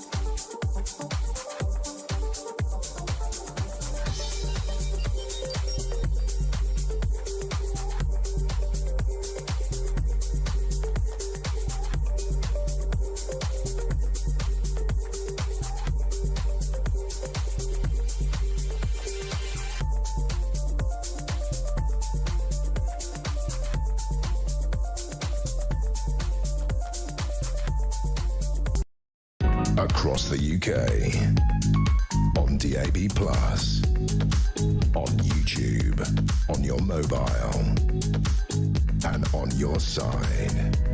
This is Talk. Does it matter if Nigel Farage was a toe rag as a teenager? Neville's in Norfolk. Good morning, Neville. Good morning, Mark. Top of the morning. Happy Sunday to you. Right, what do you think about this? I'm absolutely bored with this non-subject. Please get off it. It's ridiculous. You know, this isn't the BBC. It's Talk. You know, we need to be talking about things that matter, not things that are frankly irrelevant and just a left-wing smear because they have no other political argument. Do you think, Neville, that Nigel could have handled it better? Because I think he needed to be more upfront. I don't think, Neville, with a story like that, you can kind of go down the middle. You either deny it or you own it and are confident. And you can just say, you know, Nigel can just say, look, I was a bit of a so-and-so when I was a kid. We all make mistakes. Well, within a month or two, I'm the same age as Nigel. I really can't remember what I said in the playground. I went to a grammar school, a state grammar school, which we sadly miss. Yeah. I honestly can't remember what I said. So to take one line or the other, I'm sorry, you can't remember what you said. So why try and own something that you can't even remember? Neville, do you think this story is going to hurt Nigel? No, I think it will galvanise those of us with common sense and hopefully bring a few more across. Now, I appreciate your point, Neville, about, you know, why are we giving this the auction of publicity? Move on. This is not the BBC. And you're so right about that. But the reason why I'm quite happy to talk about it, Neville, is because I think it draws attention to the establishment elite who hate Nigel Farage and are terrified that he's going to become Prime Minister. And I'm quite happy to call them out. Oh yeah, absolutely. That is the crux of the story, isn't it? There is no other story other than that the left are scared stiff of him. Yeah. They don't have a political argument against him. So yes, we're going to drag up every thing we can possibly about his past if we can smear him or any of his other main party people to try and discredit them. If the establishment don't want him to be Prime Minister, he's probably the right person for the job, isn't he? 100%. There's no... the trouble is that they're trying desperately to turning it to sort of frame him in the same light as they frame, shall we say, the likes of Tommy Robinson. That's what they want to do. And because they have, as I say, very little other political argument against him, and they're so desperate to make him into a demon that is all they can do. Neville, I take your point, right? Neville's very clear. Stop going on about Nigel Farage and his childhood and alleged racist allegations. It's just a left-wing plot. Neville, I take your point, and thank you so much for making it. Do call me again soon and have an excellent Sunday. Mary is in Hemel Hempstead. Good morning, Mary. Good morning, Mark. Mary, Neville's not happy that we're talking about this, that we need to talk about policy. And of course, he's right about that. We have to look at Nigel Farage. Is he ready to be Prime Minister? Do his numbers add up? The economic policies? How's he going to stop the boats? But we're not talking about that. We're talking about what he did when he was 16. I don't know what age was he exactly? Well, I'm glad you asked that. I'm hearing rumours of anything from 13 to 17. That's what I'm thinking. The whole thing is I just like trial by media, really. And I'll be quite frank with you. I'm Jewish, and the fact that these people, the Holocaust survivors, have done this, have written them a letter wanting him to apologise, it's all based on hearsay. There's no... Yeah. How could you prove anything that was from that far back? When I was a child, my parents were members of the Communist Party. I was in the Young Communist League. Then I was in the Labour Party. Then I grew older, and I finished up that I've ended up with the Tories, and now I'm in Reform. Will I be condemned now because I was in the Young Communist League or the Communist Party, and I might have said things then against... I was an anti-royalist. Now I'm a royalist. It's just bizarre. And we don't hear any talk about Rachel Reeves' terrible budget and with the lies that she's told. All that is conveniently pushed to the side. Yeah, that's exactly right. Who cares if Nigel Farage was a toe rag when he was a teenager? Keir Starmer is a toe rag now, Mary. Oh, my God, yes. And you know, people are saying that how they think there'll be an election before whatever it is, the 2029. I don't believe it. I believe he'll be, if anything, he'll try to cancel the general election. Yeah, brilliant stuff. Look, Mary, thank you for your call. Look forward to catching up soon. Mary in Hemel Hempstead, who said that these are juvenile tactics which will not work. This is a voice note from Cindy. Take it away. Hi, Mark. This is Cindy in Michigan, United States. Right. Nigel Farage. Who cares what he did or who cares what anyone did 50 years ago? Oh, my God. Now, he's got the right idea of where to lead your country. He's got what it takes. So go, Nigel, go. And Mark, I can tell you put everything into the show. It's fantastic. Love it. Have a good day. Cindy, brilliant voice note. Thank you so much for that. Sharon on Nigel Farage. Morning, Mark. Are we not feeding the fire with this, with Nigel Farage? It seems to me that we're spending a lot of time on the same subject. Nigel Farage has said what he said 50-odd years ago. We all know, we all said that. But it's taken away from what's happening in the Labour Party. I think we need to be concentrating, turning the tide again back onto them, because it seems to me that this is just taking over now and that we're not getting to the bottom of Labour. They're getting away with all sorts in the background with this. They're keeping the fire fueled. I think we ought to now just say, we're not having any more. Turn it off for Nigel and let's get on with the Labour. Thanks a lot then. Sharon from Yorkshire. Thank you, Sharon. And this is Patrick. Hi, Mark. It's Patrick in East Yorkshire. Linda's dead right. The story regarding Nigel Farage, it'll run out of steam, but also yourself and Talk have got to stop talking about it. This is going on for about 5 days now, and there's nothing behind it. And as if anything, you're fueling the situation by keep on going on about it. It's a non-story. Just let it go. There's plenty of other things to talk about in the world. I'm sorry, I love your station, but I think you're wrong on this one. Cheers. Fair point, Patrick. I think you speak for many. And let's give the last word to Anna. Take it away, Anna. Morning, Mark. Anna, sorry. Linda, you're comms expert. Linda, for a comms expert, you're surprisingly away with the fairies on this one. Firstly, the majority of people don't believe it, even it is floating around. I mean, who didn't say something horrendous when they were at school? I said tons of horrendous stuff. One of the people I was horrendous to married my brother. Also, I think he was right to take the BBC to task, and if I were him, I would keep on and on and on at the BBC's history of blackface and parody. I really would. So, Linda, I'm afraid if you invoice me for that advice, I wouldn't be paying you bill. Thank you. There you go. Listen, a very, very feisty voice note there from Anna. Thank you for all of that feedback. Listen, so many more stories to get through. I want to focus on this shocker in the Sunday Express. Fury over terrorists who can't be booted out of the UK. Dozens of extremists who are deemed a threat to national security face 24/7 monitoring because human rights laws are preventing their deportations. The Home Office sparked fury after admitting 170 foreign nationals are living in the UK under restrictions because they are considered dangerous and cannot be booted out.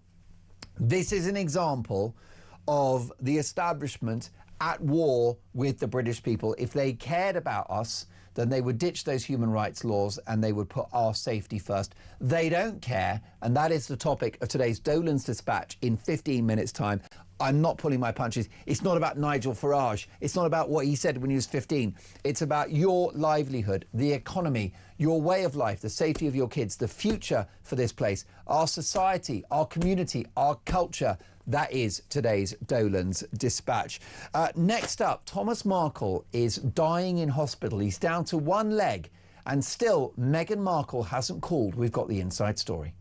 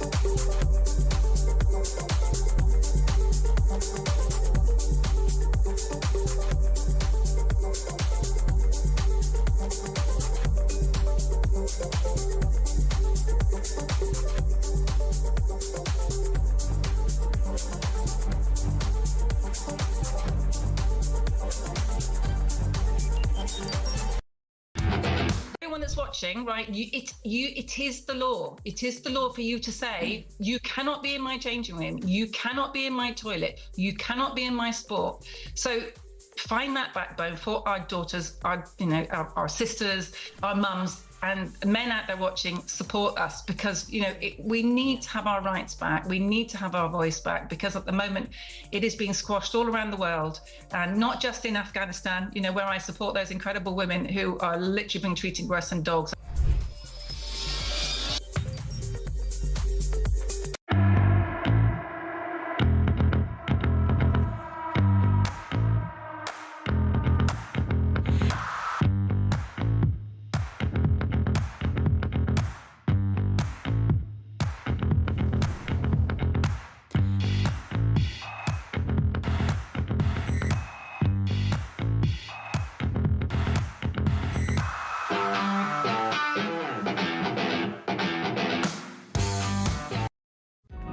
across the UK.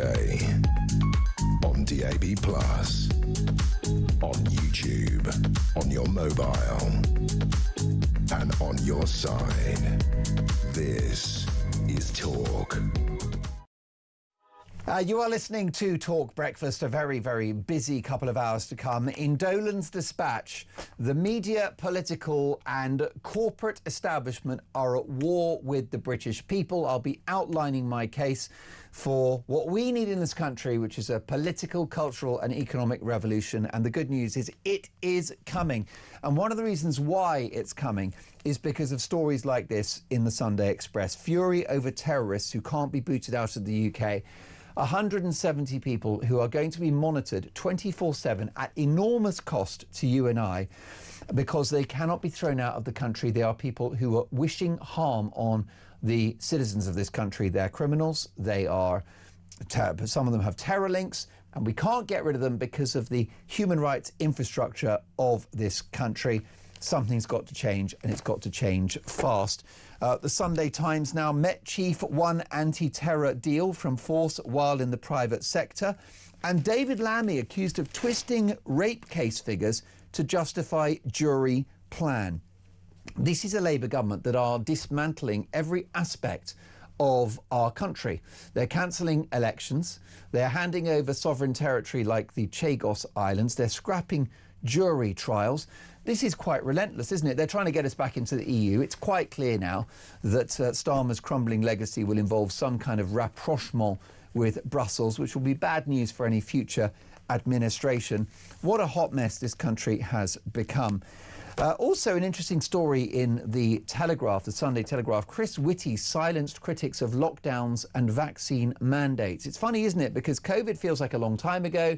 Supposedly we've all moved on. People think it's a bit tedious, like we're a stuck record about it. But the bottom line is, if those who criticised lockdowns and thought they would do more harm than good were silenced, then that is a national scandal, because in my opinion, they've been proved right.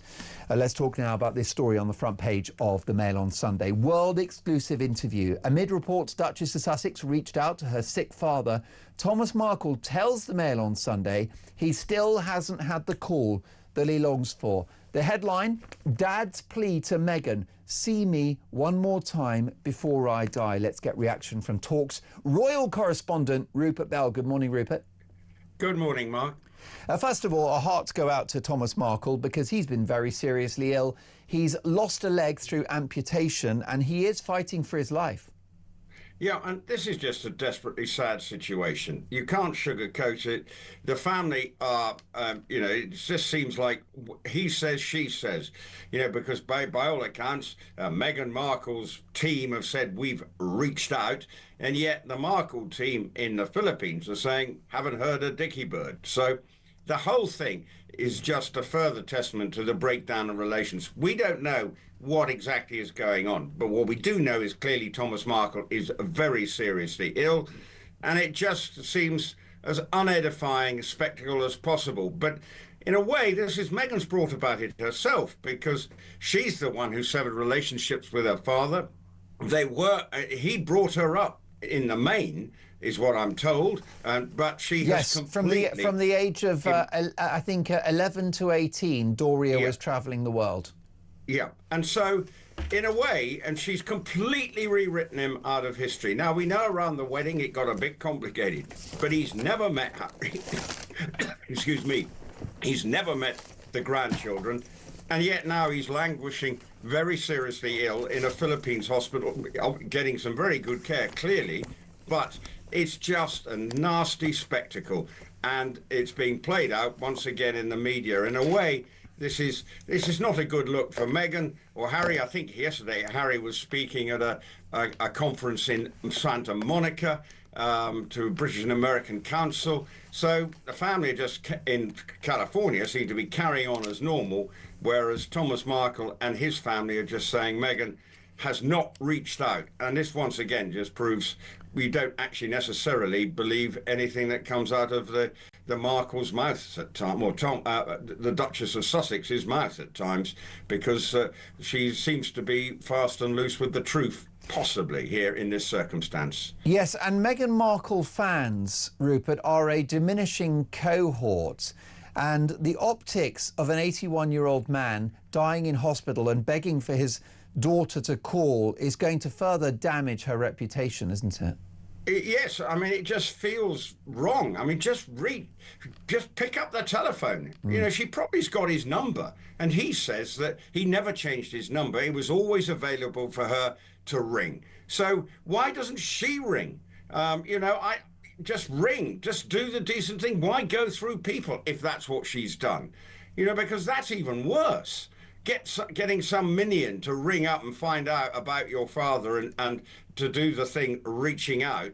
I mean, I'm sorry. It should be her saying, Dad, I don't know how you begin the conversation, but, you know, what can I do? Because she's got the money. Presumably she could help him. May have to pay for medical costs. I don't know. But it just feels to me so sad and just an unedifying spectacle, which is once again being played out on the front pages of the papers.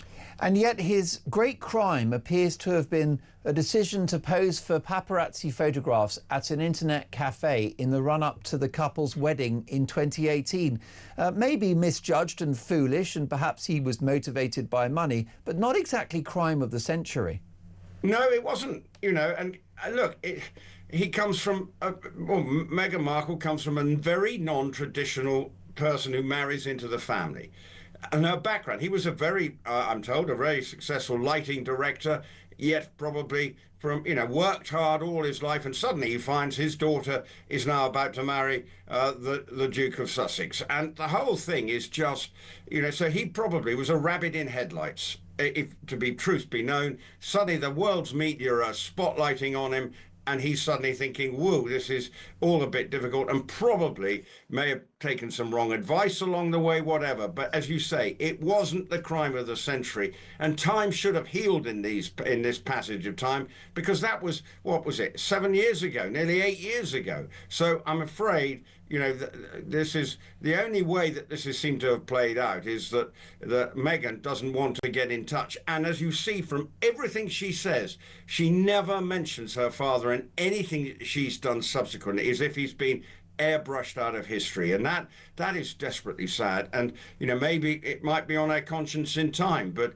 you know, and she maybe want to tell a story about what really went on. I don't know, but it just feels sad at the heart of it. It's for a family to be rent asunder like this. Most definitely. All Thomas Markle wants now is to see his daughter, to meet his grandchildren for the first time, and perhaps even have an encounter with his son-in-law Harry, who he's only spoken to over the phone. I mean, this man has been insulted, he's been gaslit, he's been treated like a common criminal for, as we mentioned, the great crime of posing for paparazzi photos, which he said he thought might show him in a better light. Bless him, you know, the guy's not an experienced media operator. But there's also the story that he didn't just raise Meghan single-handedly, reportedly, from the age of 11 to 17 or 18. He also, according to Thomas Markle Jr., who is looking after his father 24/7, invested $750,000 in Meghan's education, acting classes, dance classes, a private high school, and the elite Northwestern University. One of the reasons why this guy is on his uppers and living in the Philippines is because of his generosity towards a daughter that's now castigated him and cut him off. Yeah, and this is the whole thing. You know, she has completely rewritten her history as to what went on. And, you know, she sort of, and he put his heart and soul into bringing her up and giving her every opportunity. And she has absolutely distanced herself. And if those sums are correct, then again, it just makes her seem absolutely heartless and unappreciative of a man who gave, you know, everything for her. And look, the family probably at times on the Thomas Markle side haven't always helped themselves, but at the heart of it, it's just a daughter, it's just a father wanting to see his daughter. There's an element of, I mean, over the top to say it's King Lear-like, but in a sense, that's what it is. He's been dissed by his daughter, and he wants to just repair the damage and just have one last go and say, right, you know, they won't be able to clear the air completely, but at least, you know, sadly, if his health further deteriorates, at least he will know that he's trying to do his bit. I think that's what we're getting from these articles. He wants he's offering one last chance. And the only person who can really solve this and maybe give Thomas Markle some peace of mind is Meghan. Will she have the conscience to do it? Only time will tell, but don't hold your breath, I think. Well, absolutely right. You mentioned King Lear. Unfortunately, Meghan is Goneril or Regan, not Cordelia, which is more's the pity. Prince Harry, hardly brain of Britain, Rupert, but he can't be too happy with these headlines and perhaps is privately advising his daughter to get a grip. His wife to get a grip. Well, if you can see that he's got his own family issues. And there's one common theme here, and I'm sure we've spoken about it before. It is Meghan, Duchess of Sussex. I mean, Harry is alienated from his family in the United Kingdom, yet he's going around talking about his Britishness all the time. As I say, he was at a British-American Council shindig yesterday in Santa Monica. So he is, clinging to his Britishness, but unfortunately, his relationship with his family is not repaired. And so it's a mess for both of them. And this highlights the rift that has been caused between the Markles and Meghan. And we still know there is a huge rift between Harry and his family back here in the United Kingdom. Rupert, you're a gentleman, a scholar and a star. I look forward to our next on-air encounter. Rupert Bell is Talk's royal correspondent. Next up in Dolan's Dispatch, the establishment are at war with you. I'll explain why next.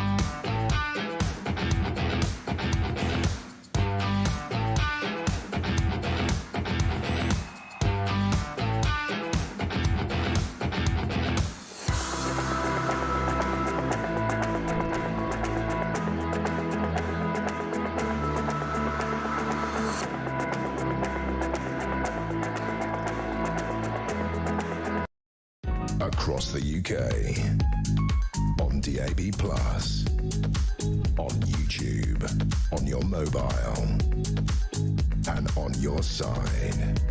This is Talk.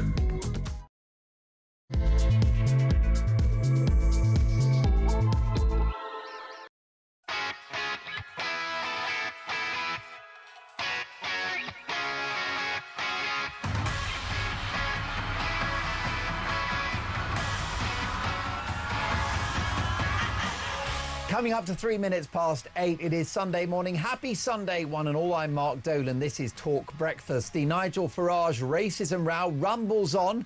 But is this an establishment witch hunt? And if it's true, does it matter if Nigel Farage was a toe rag as a teenager? The ultra-woke Green Party leader, Zach Polanski, says the true bit out loud when he admits that immigrants are just there to wipe your backside in a care home. Surely that's the kind of casual racism of which the left accuse everyone else. Welcome to the sneering middle-class elite, who are the subject of today's Dolan's Dispatch in just 30 seconds' time. Meanwhile, democracy in crisis as Reform UK take legal action following the decision to cancel mayoral elections. Plus, critics of COVID lockdowns and the vaccine rollout were silenced by Chris Whitty, and yet, surely they've been proved right. And David Lammy gets his numbers wrong when it comes to rape convictions in relation to his campaign to scrap jury trials. That man really is a political accident waiting to happen, is he not? Now, at 4 minutes past 8, my priority is to get your opinions on the national television and radio airwaves. My phone number is 0344 499 1000. And you've got two lovely voices on the phones today. You've got the fabulous Tommy and you've got Sophia as well. You can text the word talk in your message to 87222. Leave us a voice note as well.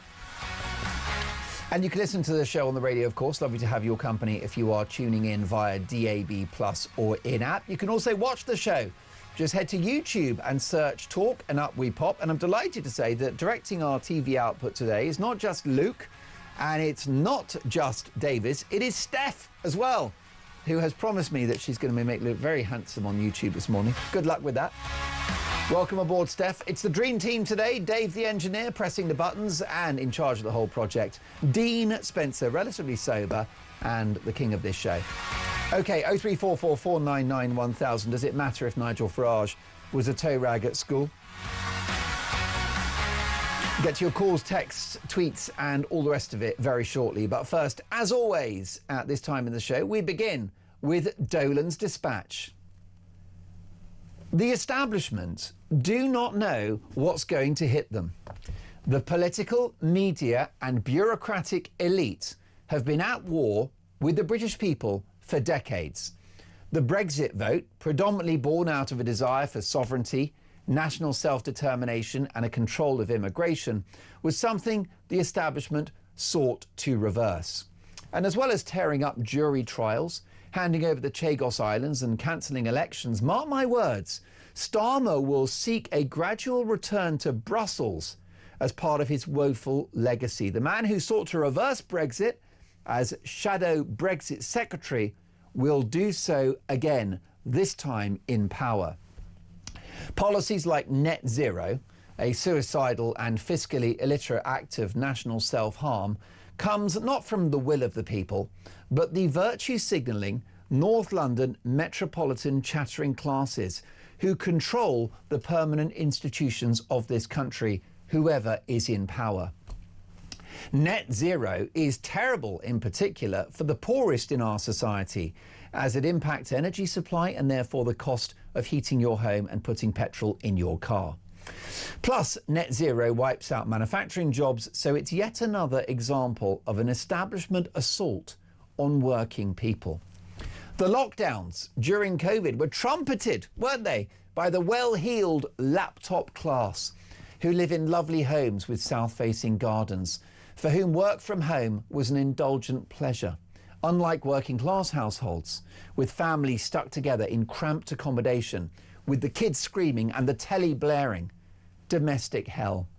And now we learn today that the hideous human being Chris Whitty silenced critics of lockdowns and vaccine tyranny, even though the data, in my view, now demonstrates that they were proven right and that the policies during the pandemic were both a failure and ruinous.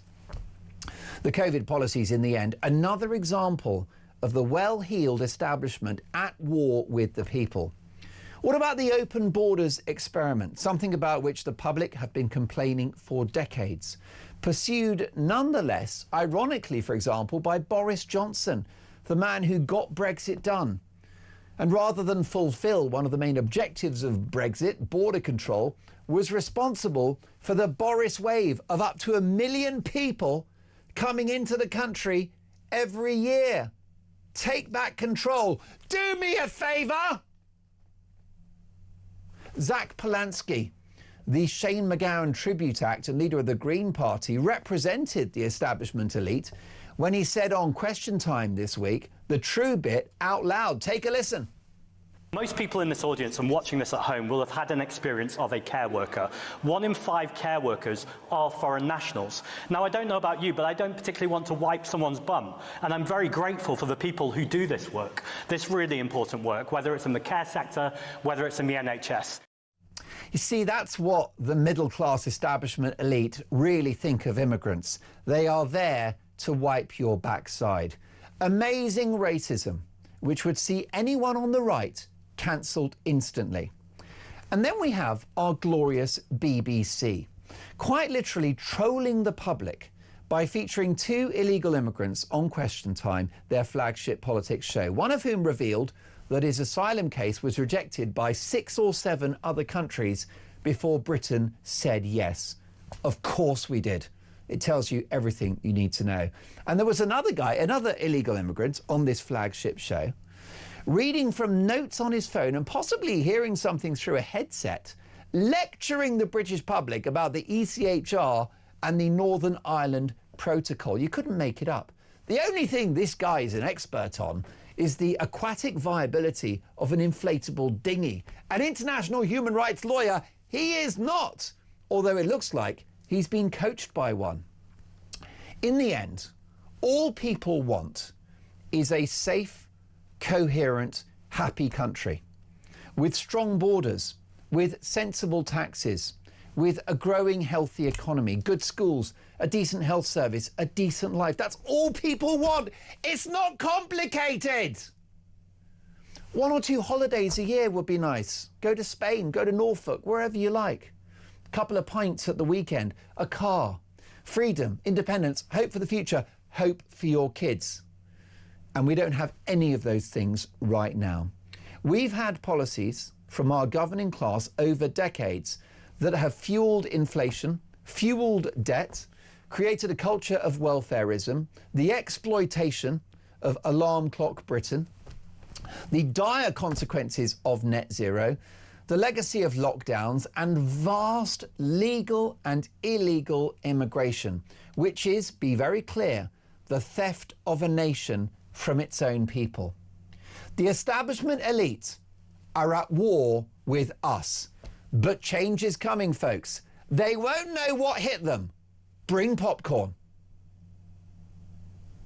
0344 499 1000. Your reaction to today's Dolan's Dispatch. Chris is in Southampton. Good morning, Chris. Good morning, Mark. Listen, I've had enough of it. It's Tories, it's Labour, it's the Uni Party, it's an establishment at war with the British people. What say you? Absolutely right. There's no doubt about it. I think this has to be the worst government we've ever been, unfortunately, under. I know, and it's only because the Tories messed up so badly that people understandably were desperate for change. But we've got out of the frying pan into the fire, haven't we? Absolutely. I mean, the Tories did mess up after 14 years, and they're suffering the effects of just that now. They're declining consistently, but we've got possibly something on the horizon called the Reform Party. The only thing is I see with Reform at the moment, I think with this current situation over this 50-year-old comments that Nigel Farage made, I think perhaps he could have handled it slightly better by perhaps dismissing it right from the start. The only thing I see now is these who are trying to demonise him even further are possibly shooting themselves in the foot, because I believe, and I think the Daily Mail picked it up today, where they actually suggested that Starmer was very much involved in a magazine called A Socialist Alternative in 1986. So, and he went to Czechoslovakia on all accounts at some work camp, which was mainly dealing in socialist ideals. So at the end of the day, I think a lot of these MPs better be careful, because they'll be under intense scrutiny, and I should imagine once this thing or this story carries on the way it is. Well, definitely, and of course, you know, socialism, communism, call it what you like. It's been responsible. Well, it is, isn't it, Chris? And it's been responsible. It's a hateful, wicked ideology, a deranged ideology, which has led to the death of millions of people and misery for many more. Absolutely. But why are we in a situation in this country where we have to believe in, say, 34% of the so-called electorate who actually voted this lunatic party in? Well, indeed, you reap what you sow, don't you? I mean, Chris, what do you think is going to happen at the next election? Do you think, as I predict, that Reform will be swept to power, probably on a multi-ethnic vote, with most Brits fed up with the state of the country? I think that's absolutely true. I think most ethnics, quite frankly, who are legal ethnics and enjoy the lifestyle they have in this country and integrate the way they should do, feel like we all do, that this mass immigration we have is causing us uncontrolled damage. And the fact that we are still allowing it is quite unbelievable. It's just Chris, absurd that we have no borders. It's absurd. We're living in the clown world. You're a bad person if you think we should have borders. It's crazy, isn't it, Chris? And listen, a lot of my viewers and listeners are saying, stop talking about the Farage teenage allegations. Yeah, I think so. And people have, you know, they've had enough of that, and they feel like it's really, you know, left-wing commentators who are so terrified of a Farage victory in a few years' time. One thing I will say, Chris, and you touched on it, is, you know, Nigel Farage, perhaps the greatest political communicator of his generation. Absolutely. But are you surprised by the tone with which he's responded to this? Because, as you said, I'd have expected Nigel to say, you know, cool down, mate, let's have a pint and let's just get rid of this fake news. Why hasn't he responded in that way? Yeah, I don't know. It's a strange old thing, and I've been a supporter of Farage for many years, and it's quite surprising to me that he's taken the approach he has. Perhaps he's got advisors who said, well, perhaps you should apologise, perhaps you should do this and that.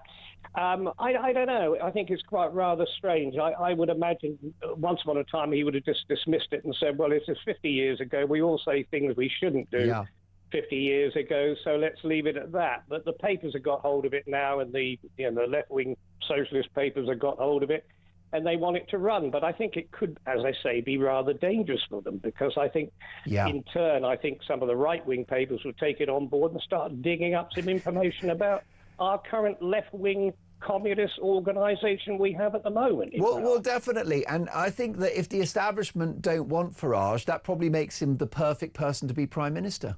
Absolutely. And I think, quite frankly, people are looking at this and understanding this and saying, I'm going to vote Reform on that basis. And you know, the great irony, sorry to interrupt you, Chris, the great irony is that there are many questions to put to Nigel Farage. You know, do his economic plans add up? How is he going to stop the boats? How is he going to overcome the blob when he tries to roll out his policies? You know, there's plenty of scrutiny that Reform UK merits, but it seems that the BBC and the Guardian aren't focused on that.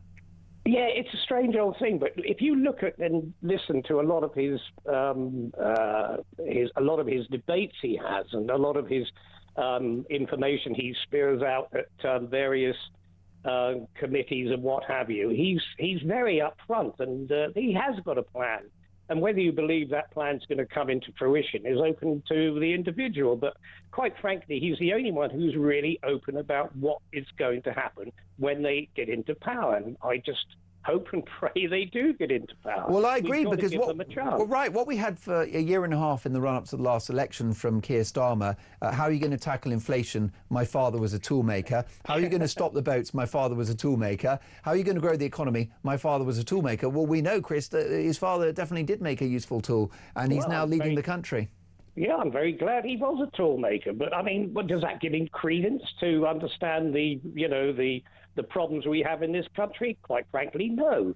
I think he's he's a danger to us. He's a danger to himself, and I think he's a danger to the Labour Party. And sooner or later, at some stage in the game, they're going to replace him. But he seems to be hanging on with his grim fingernails at number 10. I mean, full disclosure, Chris, talking about scrutiny towards Mr. Farage, that is our democratic obligation, is to ask him what kind of Prime Minister he's going to be.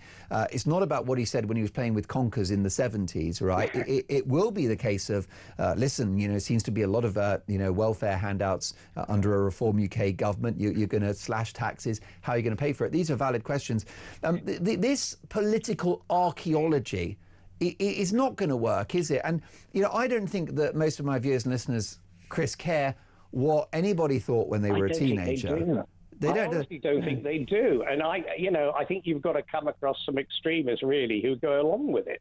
I mean, the fact that Kemi Badenoch, the Conservative leader, has said he should apologise, I think that's another... I'll tell you what, I bet you, Chris, Kemi Badenoch, when she was 15, I bet she was a bit feisty in the playground. Yeah, absolutely. You wouldn't cross her, would you? At your peril. I bet she wants to bury a lot of the problems that perhaps she spoke of and got involved with many, many years ago, like we all do. She's a formidable character, yeah. I'd imagine she was pretty rough on some of her schoolmates. Here's my point, Chris, right? I don't care if Farage was a toe rag when he was a teenager, right? Nor do I. No, because I'll tell you why. Because Keir Starmer is a toe rag now. He's a total toe rag, and he's not only a toe rag, Mark, he's bloody dangerous, and this is the thing that frightens us. And I think, and you've only got to look round at people here and talk to people in Southampton, and I go to a pub quite regularly, and I don't know, he's inflicting misery on people. There's no two ways about that. We're unsure where to go. I mean, I'm retired now, thank heavens, but I feel so sorry for my daughters who are both in a situation where they're earning regular money and good money to a certain extent, but they're worried about their futures as to whether they can continue in the same light. And this government has got to go. And I can't quite understand why we haven't got some sort of constitution in this country where, for instance, elections are held regardless of what power wants them removed. And this idea of removing elections to make sure you grip hold of the number 10 knocker is ridiculous. And I just hope Reform do manage to get some sort of legal gravity to remove such a thing, because it is ridiculous. Democracy is being threatened all the time, and we've got to do something about it.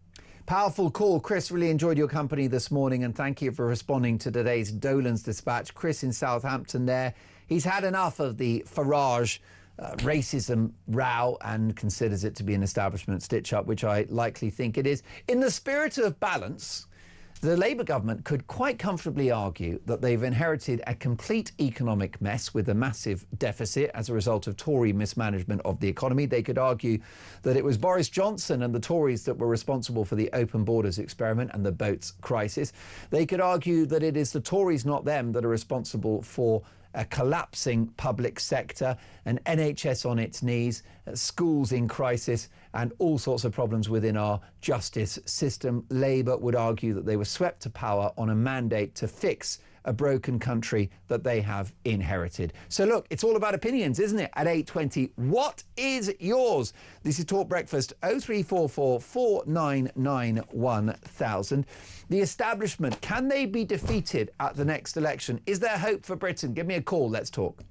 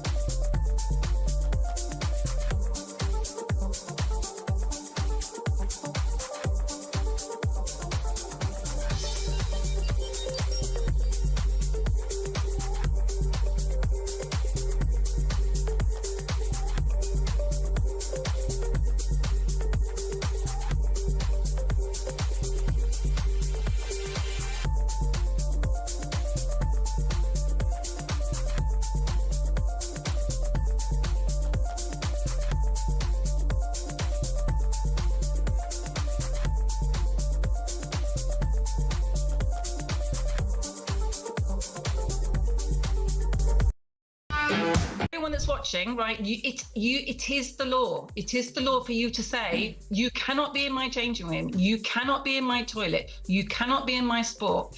So find that backbone for our daughters, our sisters, our mums, and men out there watching. Support us, because we need to have our rights back. We need to have our voice back, because at the moment it is being squashed all around the world, and not just in Afghanistan, where I support those incredible women who are literally being treated worse than dogs.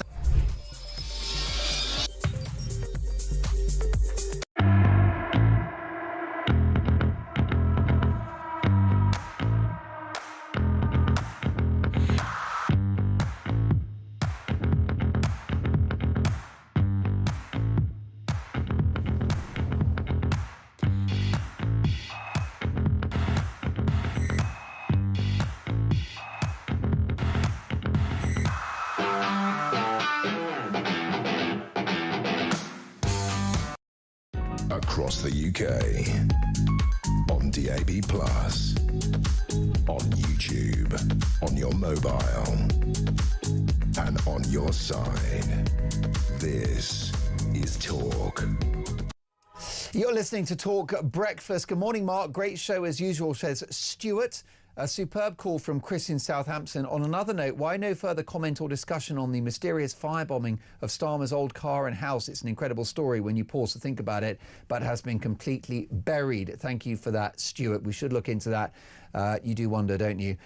Listen, folks, there are so many texts and calls to get through. Let's do so in the company of a very good friend of mine, political strategist and broadcaster, and a man that spends more time at Talk than anyone else, including the stars of this channel, including Julia Hartley-Brewer and Peter Cardwell and Kevin O'Sullivan, the cleaner, the guy that does the windows. Yeah, pretty much. Most people think I live in this building.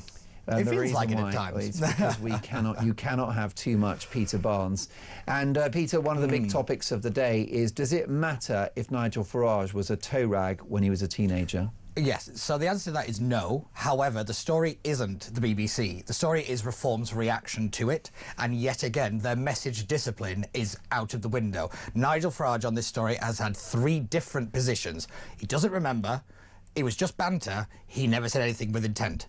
Those are 3 very different positions, and he's played this narrative for too long, which is why he's now trying to distract and shift the conversation to the elections, where he's launching a legal bid. That is clear dead cat. That is clear we are panicking, we don't know what to do, and we need it out of the narrative. Because the reality is, the favourabilities stand very clear. The BBC is more trusted and more liked in the nation as a whole than Nigel Farage personally is. That's why it's always Nigel. It's not Reform, it's Nigel. And what they want to do is they need to make sure that people may not switch votes, but not vote. That's what the establishment is doing, in my opinion.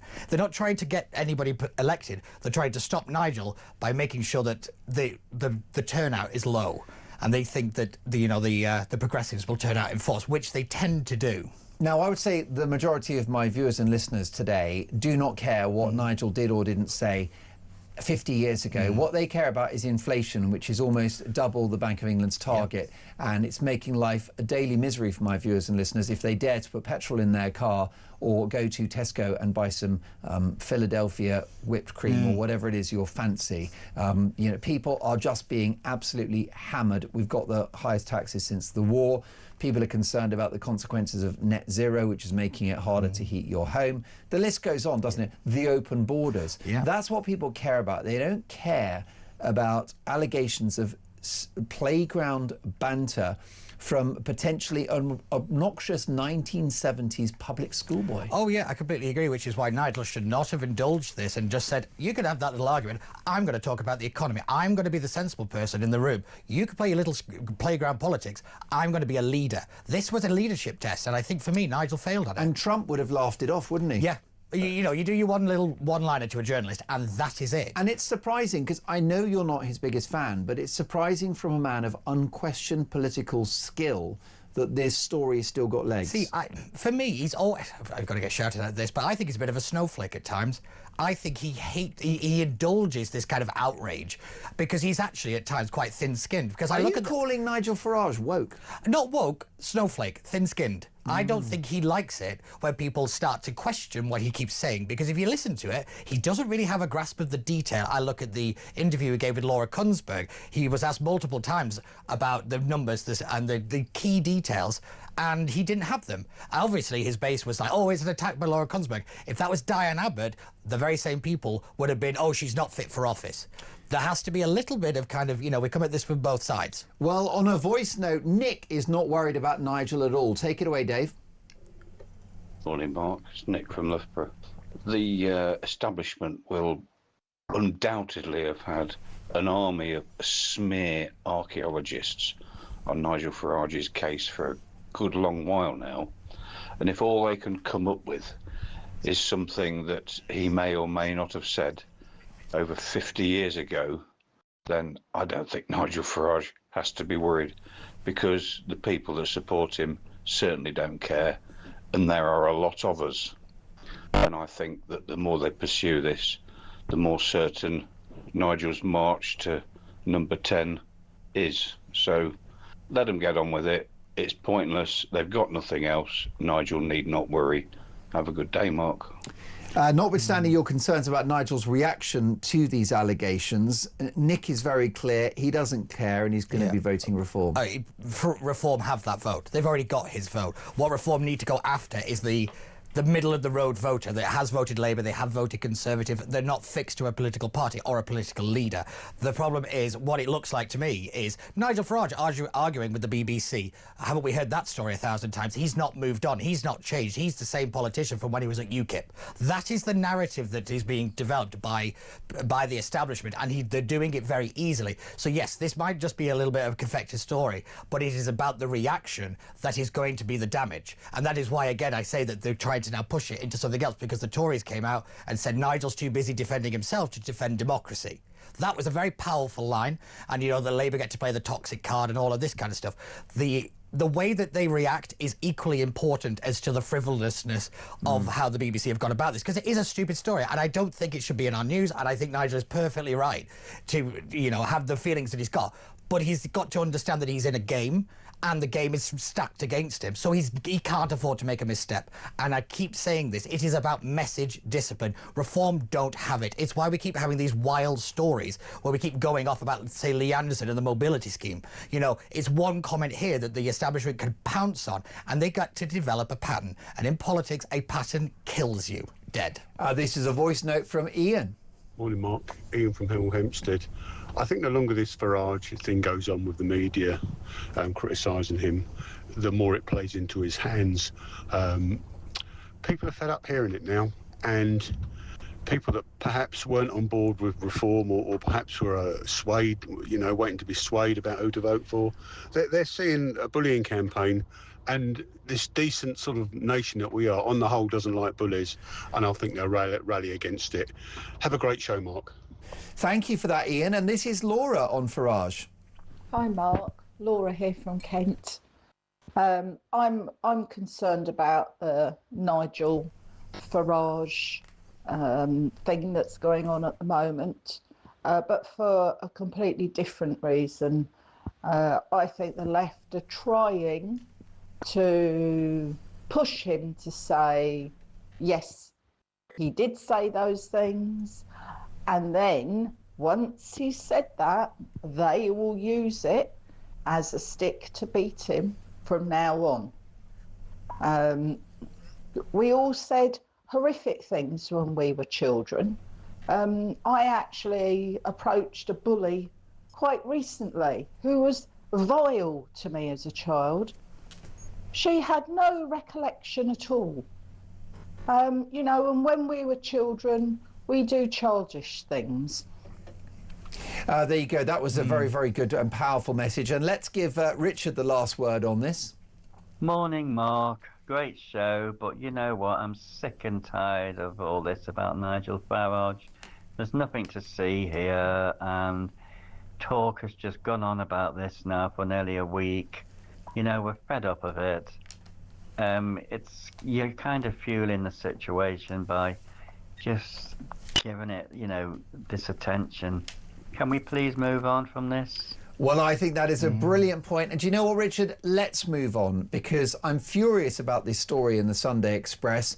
And this is anger over terrorists who can't be booted out of the UK. Dozens of extremists who are deemed a threat to national security face 24/7 monitoring because human rights laws are preventing their deportations. The Home Office sparked fury after admitting 170 foreign nationals are living in the UK under restrictions because they are considered so dangerous.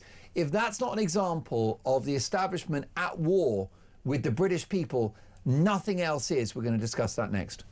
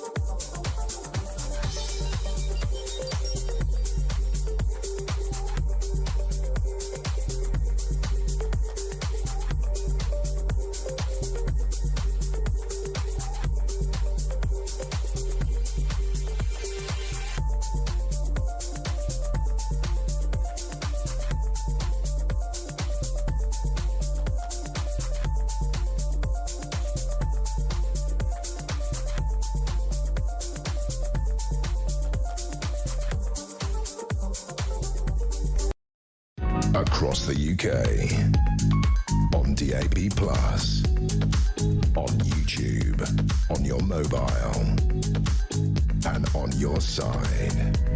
This is Talk.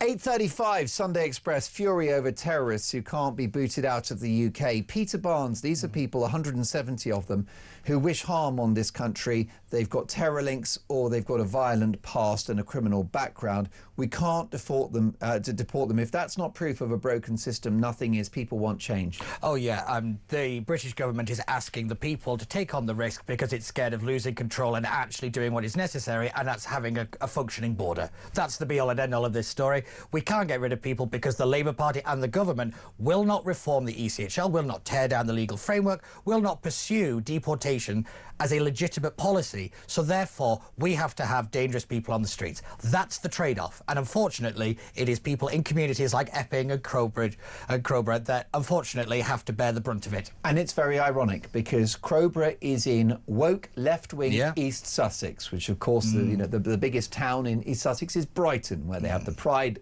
marches and all the rest of it. I have no problem with that, but it is this super ultra-liberal bohemian left-wing enclave.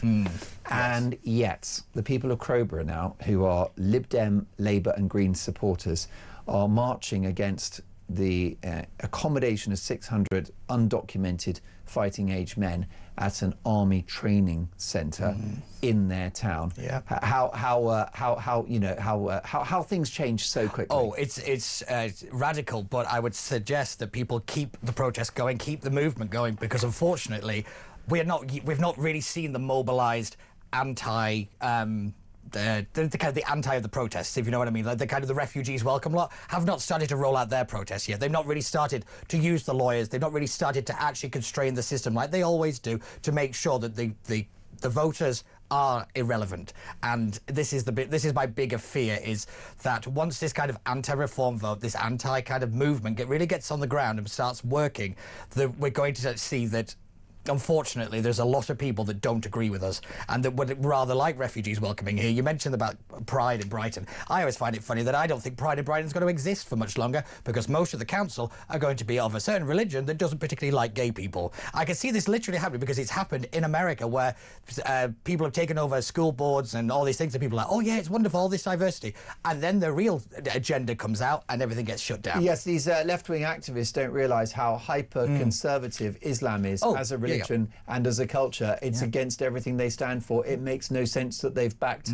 the Muslim vote all the way. Yeah, it's always the old story that if the left adopts any cause that will plays oppressor and oppressed, but unfortunately they're the ones that get eaten alive most of the time. I mean, most people in the Middle East who are running the show there have a stricter and more tighter control of radical Islam than we do because they know how dangerous it is. Yes. That's the reason that certain countries have banned the burqa, that they have a stricter a kind of openness when it comes to transparency of the mosques and all this kind of stuff. We don't touch it because we might offend. They have a hard crackdown because they know it's dangerous. Of course they do. 8:39. Derek is in Manchester. Good morning, Derek. Good morning, Mark. Derek, what do you think about the state of the country, the government? What's your overview? Well, but what I was going to say was absolutely brilliant dispatch. Oh, thank you. You're spot on in what you said. The only difference is you missed a couple of bits out. You missed probably a couple of decades out, actually. Go on. Because I started work in the 70s, and this country in the 70s, you wouldn't believe the difference between then and now. I mean, we could go out and get a job. You could get finished in a job on the Friday and you'd have a job by Monday, no problem whatsoever. So all we were being told at the time when we were back then protesting about immigration, all we were told was we need these people to come and do the jobs that you don't want to do. And it's the same story with that Zach what's his name who just said. We need these people to come and do the jobs that you don't want to do and they're too dirty for you to do. Now, I would say, if you look back in history, this country has given the world virtually every invention that is out now. We had in Manchester, we had Trafford Park, which was the biggest industrial estate in the whole of Europe. We had engineering works, we made everything. We were pretty much self-sufficient after the war. So how the hell did our politicians manage to convince us that we were lazy, we were feckless, we didn't want to work, we couldn't look after ourselves? We needed bright, intelligent people from the middle of Africa to come over here and do the jobs that we didn't feel like doing because they were too dirty. I mean, tell that to the coal miners. I never saw anyone any migrants going down the coal mines. I never saw them on the sewage works. But that's what we were. The governments of past and present have managed to convince us all that we're bone idle, we don't want to do anything, and now we're even too stupid to do our own work. And that is the country that gave the world pretty much every invention that you see. It's an absolute disgrace. But as I say, it's not just this government, it's all the past governments as well. For the past 50 years, they've been doing this to us. They've been trying to... They're gaslighting us. That's what they're doing. Most definitely. Listen, a powerful call. Derek, thank you for that. Your reaction, Peter Barnes? It's a very good point, but I would point out that one of the fundamental differences is that we became a spoon-fed society. I always say that one of the downfall of this nation was the creation of the NHS, because of this kind of cradle-to-grave benefit system that we created, that we lived in, and more importantly, indulged in. I hate to break it to people, but we became very selfish as a nation. We indulged a lot in making, somebody else will do it, so we'll kick the can down the road. Well, the problems that we're dealing with now should have been dealt with 30, 40 years ago. But because we keep kicking the can, we're now run out of road, I'm afraid. And this is part of the problem, is that, yes, it was better back then because people were a lot more assertive in making sure that there was food on the table. Now we just expect it. We become a kind of entitled society, and the reason that our politicians are like that is because we voted out anybody who dared say, no, you can't have that. A little like children, I'm afraid. So there is a lot of blame to go around, but I always say that it is actually the nation as a whole, that holds more than the politicians, to a degree, that have culminated in a lot of the problems, particularly when it comes to the welfare bill, because we can blame migrants all we like, but it's not migrants always getting a free car because they've got anxiety. You know, that is a society that is indulged in this stuff. You raise a very good point. The cult of welfareism, which is unsustainable, it's a massive Ponzi scheme which future generations will have to deal with the fallout from. Mick says, good morning, Mark. Whilst Labour and their cronies ignore the people and put migrants first, the atmosphere on the street is like an overstretched elastic band ready to snap. The police are no longer robust enough to cope after having to reduce standards for public order training, as some officers cannot carry long shields and stand in a shield wall. We're not in a good place. Fiona says, good morning, Mark. Farage and Reform don't need to do anything but push their agenda. Labour are destroying themselves with all they're doing. I do think Reform should make a stance and not attend PMQs, as it's a joke. Conservative Party never call out so many of Labour's wrongdoings. This shows me they haven't changed. When was the last time grooming rape gangs were mentioned?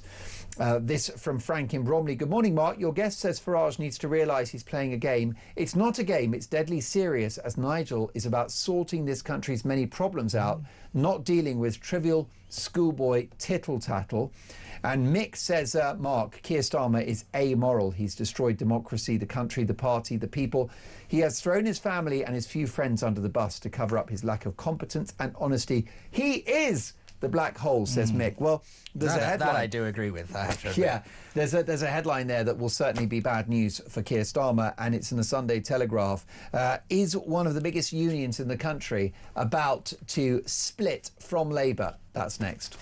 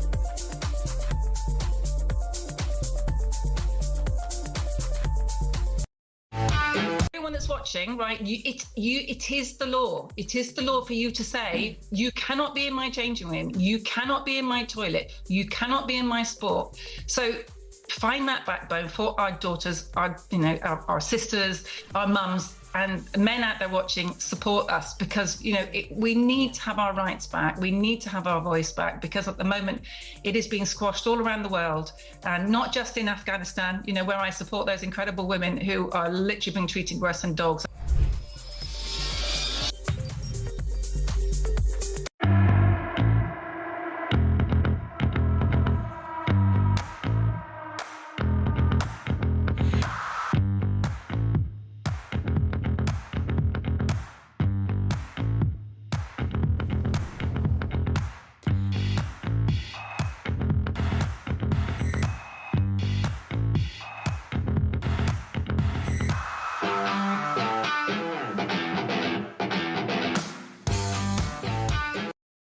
Across the UK on DAB. DAB+, on YouTube, on your mobile, and on your side.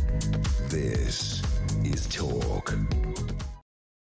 8:47, this is Talk Breakfast. My brand new favourite show is Talk Women, hosted by some very good friends of mine, Samara Gill, Alex Phillips and Layla Cunningham. It's on YouTube. This week it features Alison Pearson and Sharon Davies. Absolutely outstanding stuff. I'll do a full preview of that in the next hour, but head to Talk, listen to Talk Women. A very, very fine show. Well, this is pretty good too, because I'm in the company of Peter Barnes, political strategist and broadcaster, and a big headache for Sir Keir Starmer, another one, just to add to all of the others, Peter. And it's the Telegraph, union eyes Labour exit over Starmer.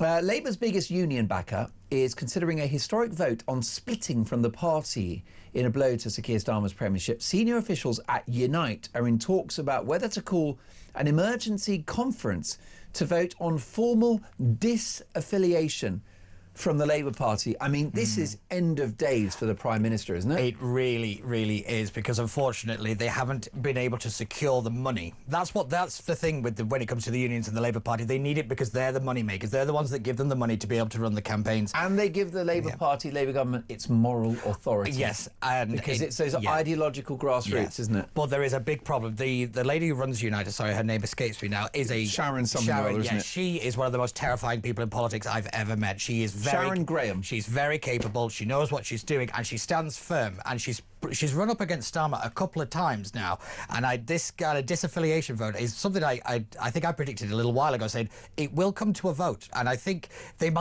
they'll stick with the Labour Party, but it will be a lot closer than a lot of people would like. Well, definitely. And what's terrifying about this powerful figure at Unite is her main complaint with Sir Keir Starmer's premiership is that it's not left-wing enough. Yes. Now, let's just have a think about that, right? Well, that's the thing with a very relaxed, lax attitude to the boats crisis, scrapping the Rwanda plan and some alleged deal with France. the zealous enthusiasm for net zero, and the highest taxes since the Second World War, and an assault on alarm clock Britain, mansion tax. You know, how much more left-wing could this government be? Angela Rayner left-wing. The United individual trade unions have poured tens of thousands of pounds into keeping Angela Rayner as the viable candidate.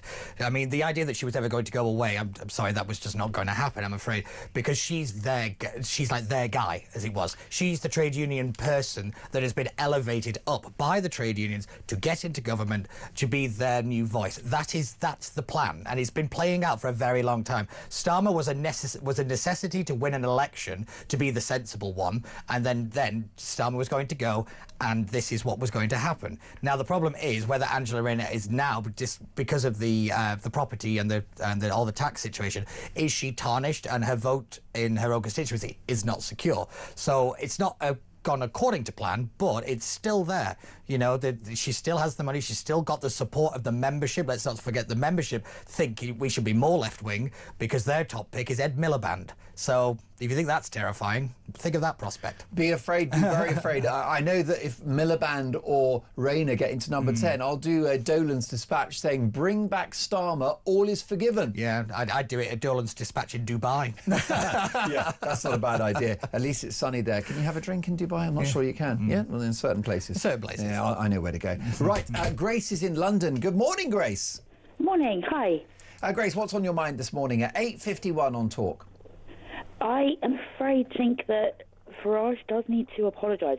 I completely understand that we can say silly things when we're teenagers, although I don't think that most teenagers would say that it was right that Hitler killed Jewish people, or would mock Jewish people having been murdered. I think that is a bit exceptional. Do we know he said that, Grace? And do we know the tone and the context? Like, harsh humour from a toe-rag public schoolboy? Right, there's nothing funny about it. He wasn't saying it to people who he was friends, who he would be having a joke with. There's nothing humorous about it. When we hear today about teenagers shoplifting or stabbing each other, we don't say, oh, they're teenagers, so they can't know any better. I think by that age, you won't have a full conscience, but you have some degree of conscience, and I think that it is quite concerning. But crucially, absolutely, human beings can change. I really believe that, and as a Christian, I really believe believe that people can be completely transformed and people should be offered forgiveness. But importantly, we need to have some degree of contrition and repentance, and he's just shown a real lack of that. He could say, I don't remember saying these things, but they're horrible things, and I apologise if I said them. He could say, I really apologise on behalf of, you know, anyone who's been involved with anti-Semitism, because anti-Semitism is such a problem, and it's abhorrent that these things were ever said by anyone.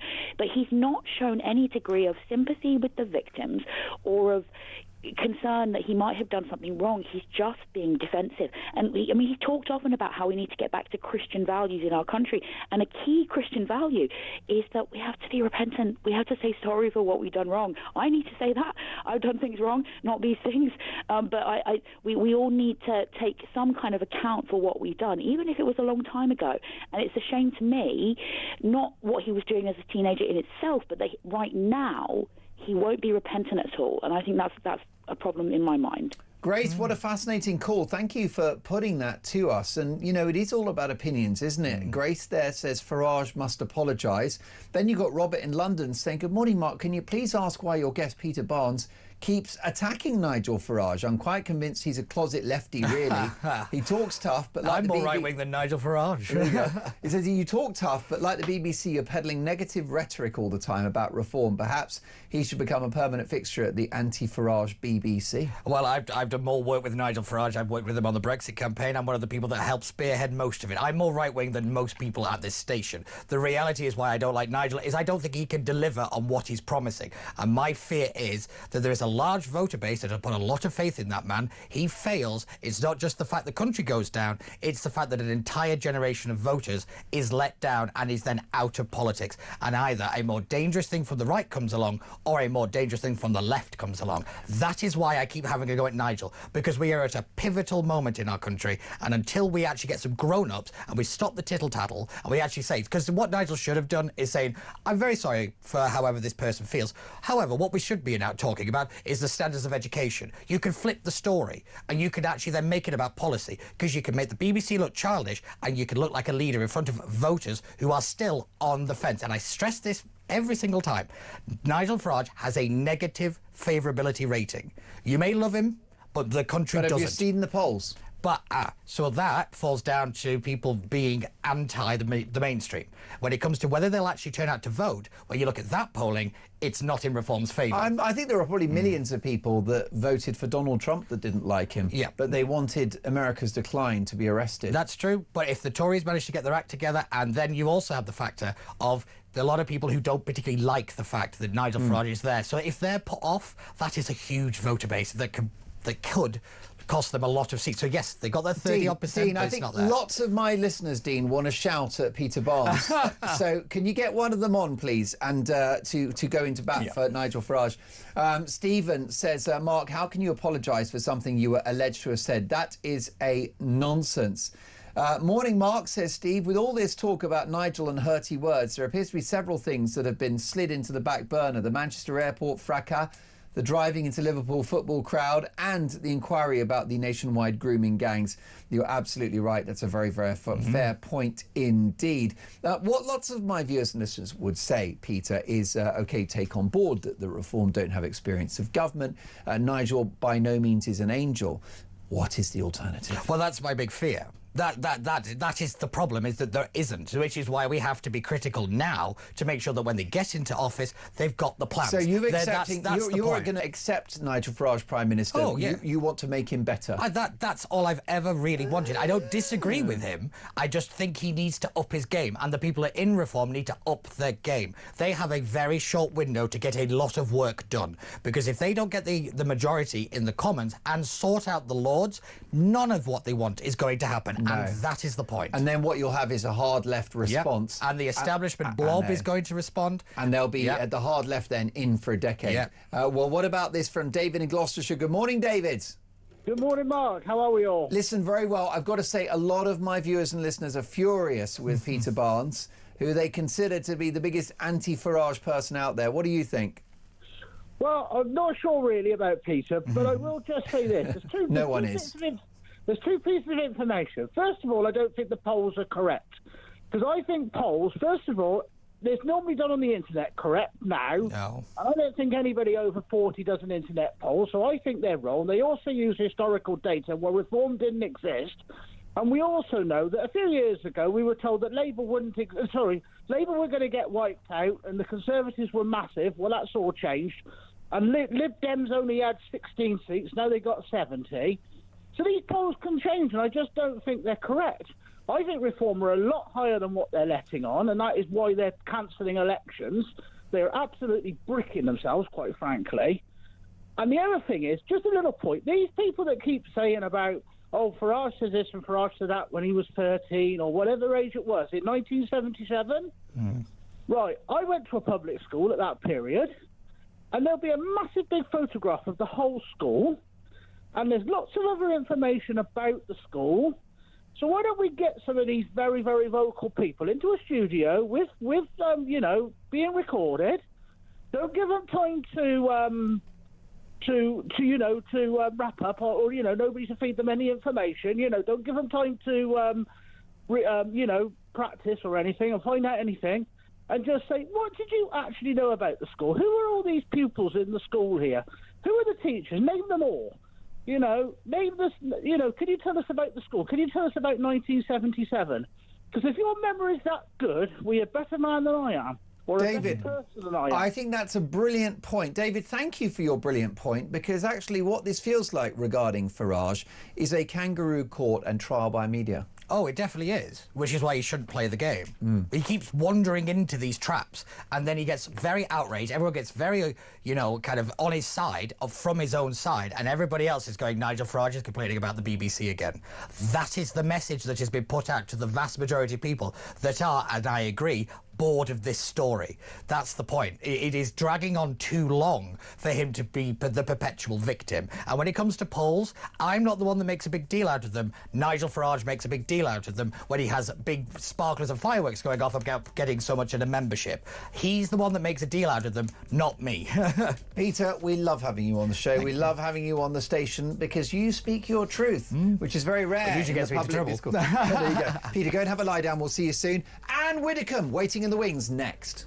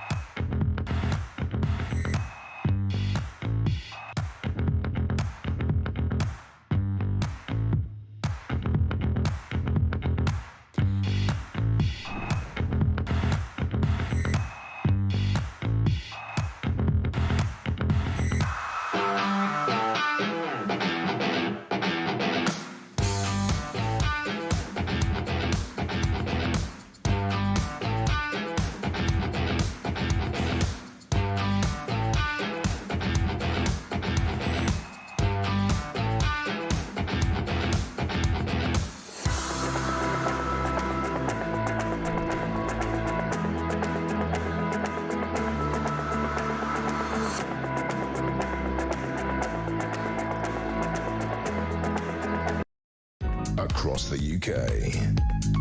On DAB+, on YouTube, on your mobile, and on your side. This is Talk.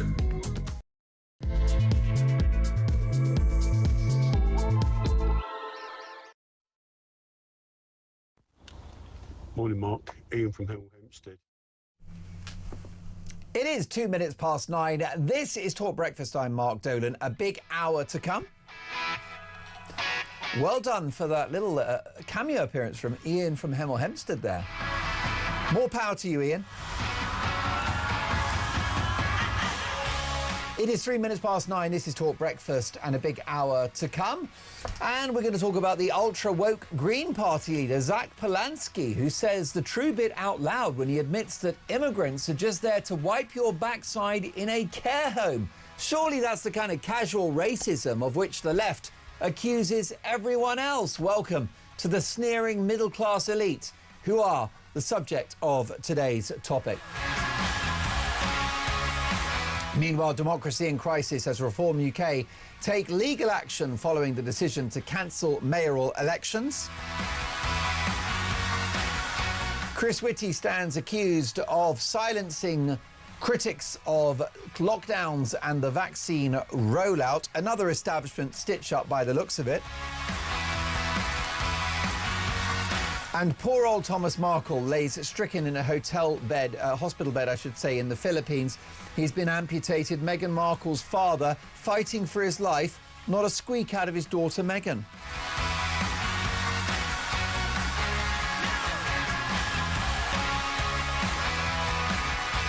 So lots of topics to get through in this hour. My phone number is 0344 499 1000. Text the word talk and your message to 87222. Give us a voice note as well if you are busy. It's all about getting your opinions on the national television and radio airwaves.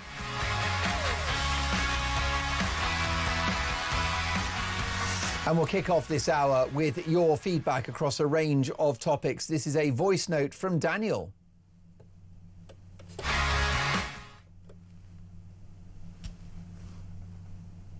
OK, we'll get to that very, very shortly. Let's now head to my flagship guest for this hour, former government minister, broadcaster and best-selling author, Anne Widdecombe. Good morning, Anne. Good morning to you. Anne, lovely to see you on the show. And we'll get to those voice notes in a moment. My viewers and listeners are sick and tired of the Nigel Farage racism story. What say you? Well, I'm also sick and tired of it, but I also think, it's grossly overblown. I mean, first of all, you've got contradictory stories coming out. Some people say, no, he wasn't like that at all. Others say, oh, yes, he was. But my point is this. You're talking about somebody of 13, a very long time ago, when society had very different attitudes. I can think of 13, 14-year-olds I knew at that time, boys, girls don't seem to share the same sense of humour, who would just love to shop, who would just come out with sick jokes, who are now all perfectly respectable adults. One's a vicar raising money for the third world. And it's just a phase that some teenage boys go through. They try to shop. Whether Nigel did that or not, I do not know, because I wasn't there. And Laura, most of the people who were judging him were all relying on second-hand information. But to my mind, it's all totally irrelevant. What I care about is the Farage I know now, and the Farage I know is not personally racist. What motivates The Guardian and the BBC to focus on these allegations, Anne? Well, I think the BBC and The Guardian have an agenda, and that agenda is to prove that Reform in general, and Nigel in particular, are racist, and therefore they'll pick on anything at all. But actually the public is getting very tired of it. I mean, I have had comments from people who are not Reform supporters and will never be Reform supporters saying, this is just nonsense. Can't we move on, please?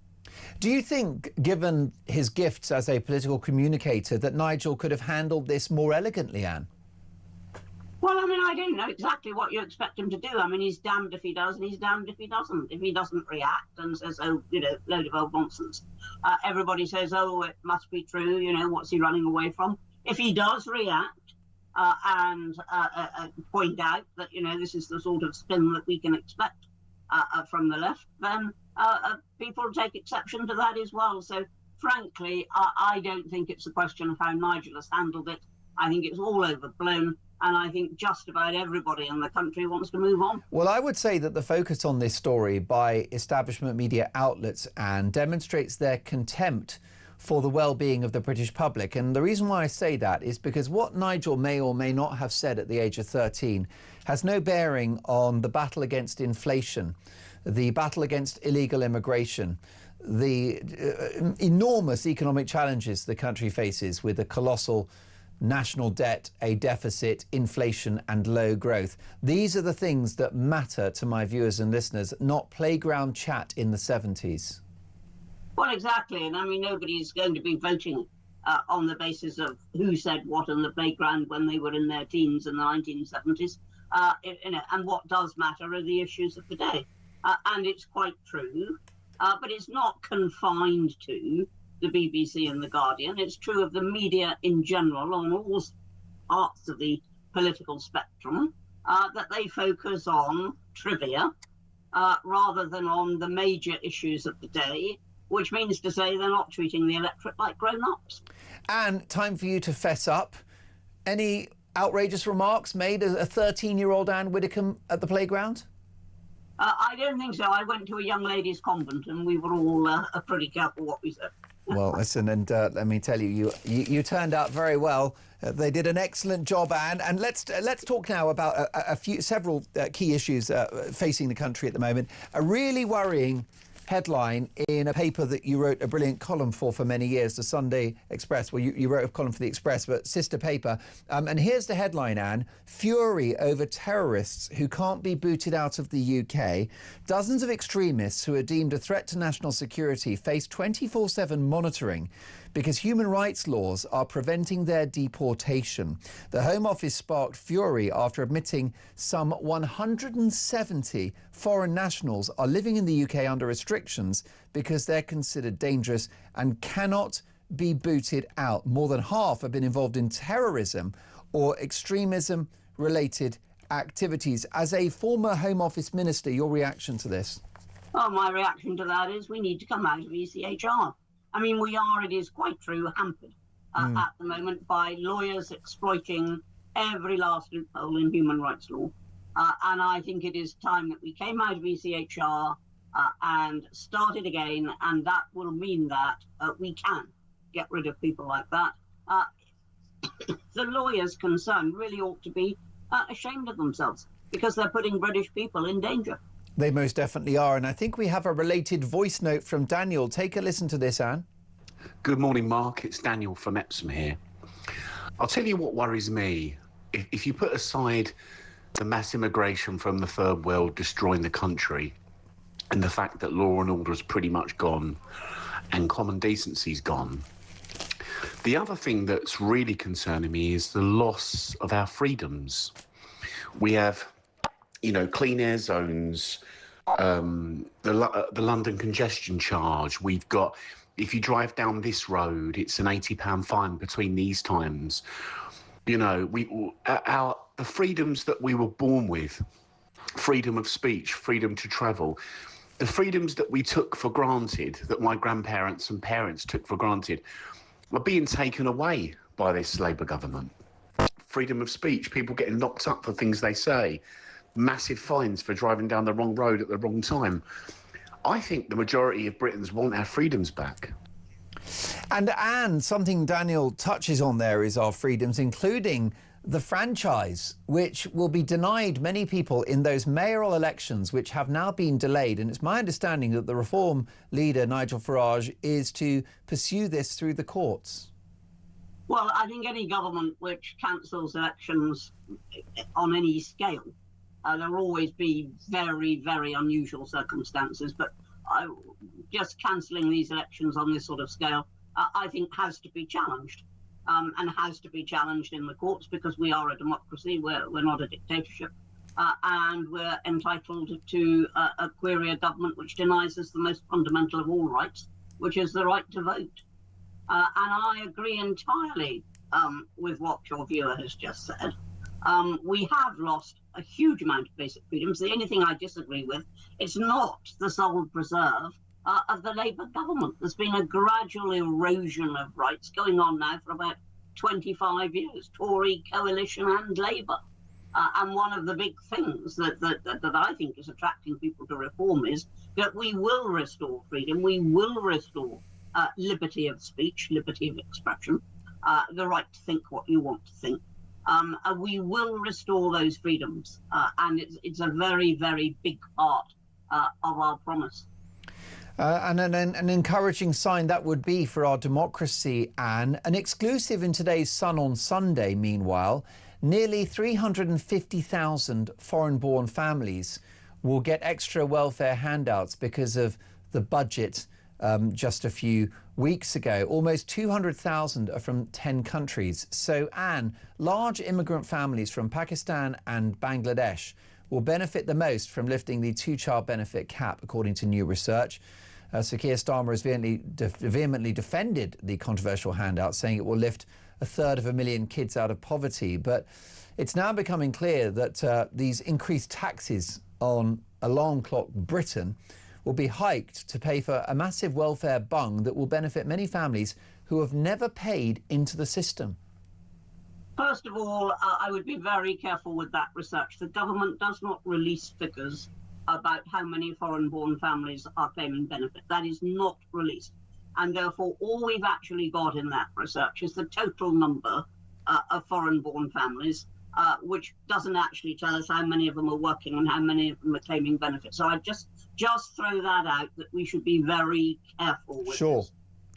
Secondly, as far as the two-child cap goes, I think we're tackling this from the wrong direction, because there are plenty of respectable families who are working, who are thrown out of work because of the policies of this dreadful government, who then have to claim benefit, and they're told, yes, we'll pay for child 1 and 2, but by the way, child 3 doesn't count at all.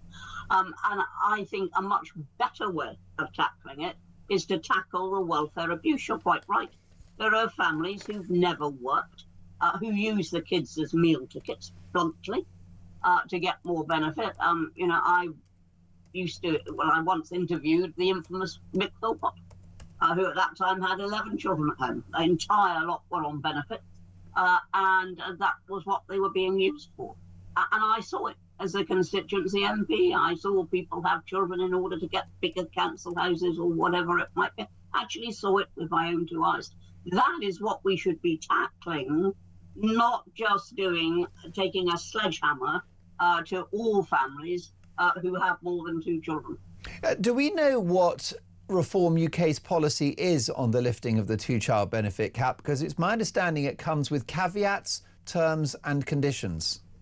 Well, the big caveat that it will come with is that we will tackle the abuse of the welfare system. I mean, a big priority has got to be getting the welfare budget down to size, and above all, going where it's most needed, not spread thinly amongst people who are actually just using it. We need to make certain that it's going where it is most needed. And indeed, if it were going where it is most needed, we would be able to better look after those people than we can when we're having to spread the whole cake amongst a whole lot of people who are claiming, bluntly, falsely. And before I let you go, we haven't spoken for a few days. Your reaction to the decision by producers of Question Time, the BBC's flagship politics show, to feature 2 illegal immigrants in the audience? Well, it is disgraceful. If you have entered this country illegally, then you have broken the law. You shouldn't be given prime-time television. But very, very typical BBC. And they are doing absolutely nothing, I think, to convince, particularly Reform, but also the Conservative Party. They do nothing to convince people that they are impartial, because they are not. They have an agenda. Let me tell you, if you enjoy Anne's appearance on Talk Breakfast, you can enjoy her brilliant journalism at Substack. Go to Substack and search Anne Widdecombe. Anne without an E, by the way, or you'll be castigated forever. And Anne, it's a brilliant Substack that you've got. Compelling stuff, absorbing. It's at length. It's very considered. In fact, are we expecting the Weekend Widdy in the next few hours? It won't be in the next few hours, but by tonight, Weekend Woody will be out. Yes. Looking forward to it. I'll be the first to read it. Anne, thank you so much, and I look forward to seeing you very, very soon. Anne Widdecombe, former government minister, broadcaster and best-selling author and Substacker, as I've just mentioned. Lots more to come. Your calls next. This is Talk Breakfast. It's 9:17.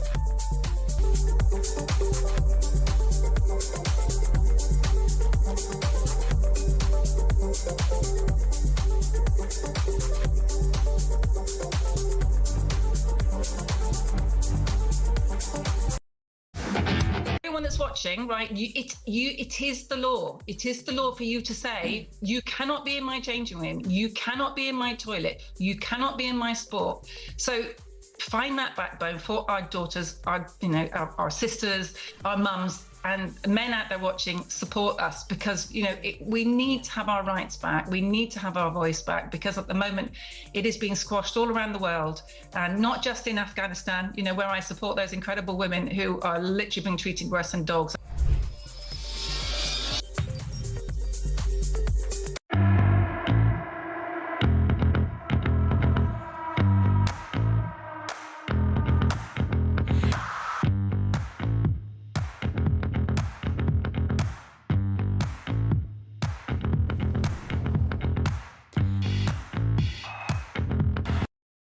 Across the UK, on DAB+, on YouTube, on your mobile, and on your side.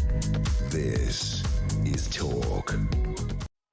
The home of common sense indeed. Let's get some feedback now on a range of topics from the day. This is Wayne on our Prime Minister. Morning, Mark. So, Mr. Tooth here, never here, always on a plane, likes free gig here, doesn't want the fact that Reform are going to be getting into power. Well, at this moment in time, he has all the power in the world to stop that. He can give policies that Reform voters would vote for. He can actually be proactive. He can actually, out-reform reform. But the problem is he's so tied internally and politically with his backbenchers that they literally, like the left, they just can't see the wood for the trees. And then you got to look over the water from a few years back, the Harris and Trump campaign. Look at all the Harris was doing to Trump, all they were trying to do, taking him through the courts, trying to, dirty his name. It didn't work. It just made it stronger for him. you know, history repeats itself, and they need to look over the water and be smarter and cleverer, which not only would make the country a better place with better policies, but that's the only way they can beat reform. It is in his hands. What a brilliant voice note. You're so right. Have some good policies. You are the Prime Minister, says Wayne. It is in the gift of Keir Starmer to address the problems in this country. But this is a guy that said before the election he would scrap the Rwanda scheme even if it worked. Have you ever heard of a public figure announcing that they will scrap a policy even if it's successful? That's Keir Starmer for you. Anne is in Sussex. Good morning, Anne. Good morning to you. Thanks for taking my call. Well, thank you for calling me. Very, very quickly, Starmer is carrying out his own policies. He is doing what he wants, but it just isn't any good for the British nation that we are. And this is why these slurs keep coming out. Now, I won't say I'm a reform supporter, but I think like many people, we see what's going on. Let's deflect the incompetence of this government that is eroding many of our liberties, and keep going on about what Farage or the Reform Party might do. And suddenly saying that they are very right-wing. I mean, I know Mosley's been mentioned, when this is a totally communist agenda that he's adhering to. And why can't we evict people from this country who are criminals when in Europe they are doing just that? Dan, I can't disagree with you at all. I mean, what this Farage playground story does is take attention away from the actual government of the day who are destroying the country. And you know, I mean, I can't speak for everybody else, but we see the mainstream media who kept on about how awful the Conservatives were, so people voted for this Labour government, and are now trying to destroy any opposition to this government that they so wanted in power. But I can see why, because the people that they have employed, being from a big city like London, they're not always working for the good of the whole nation. No, and I suspect at the next election, the establishment will use all of their resources, Anne, to make sure that we have a Labour government for the foreseeable future. Well, I think that's what they're working hard for, aren't they? And we can't afford to lose the brightest and the best of this nation, and to actually denigrate and reduce the quality of life for those who are here. This is a great country, a country that we love. And I know that some countries around the world are shocked at what is going on here. And why can't we say we want an election? We don't want them all in power. We want a government that really cares. And I'm afraid the opposition, as well as this party, most of them are working against the British people. Is there still hope for the country, Anne? Well, I think that silent majority is often mentioned, and I think there is a silent majority. I just think that they've been silent for too long. Yes.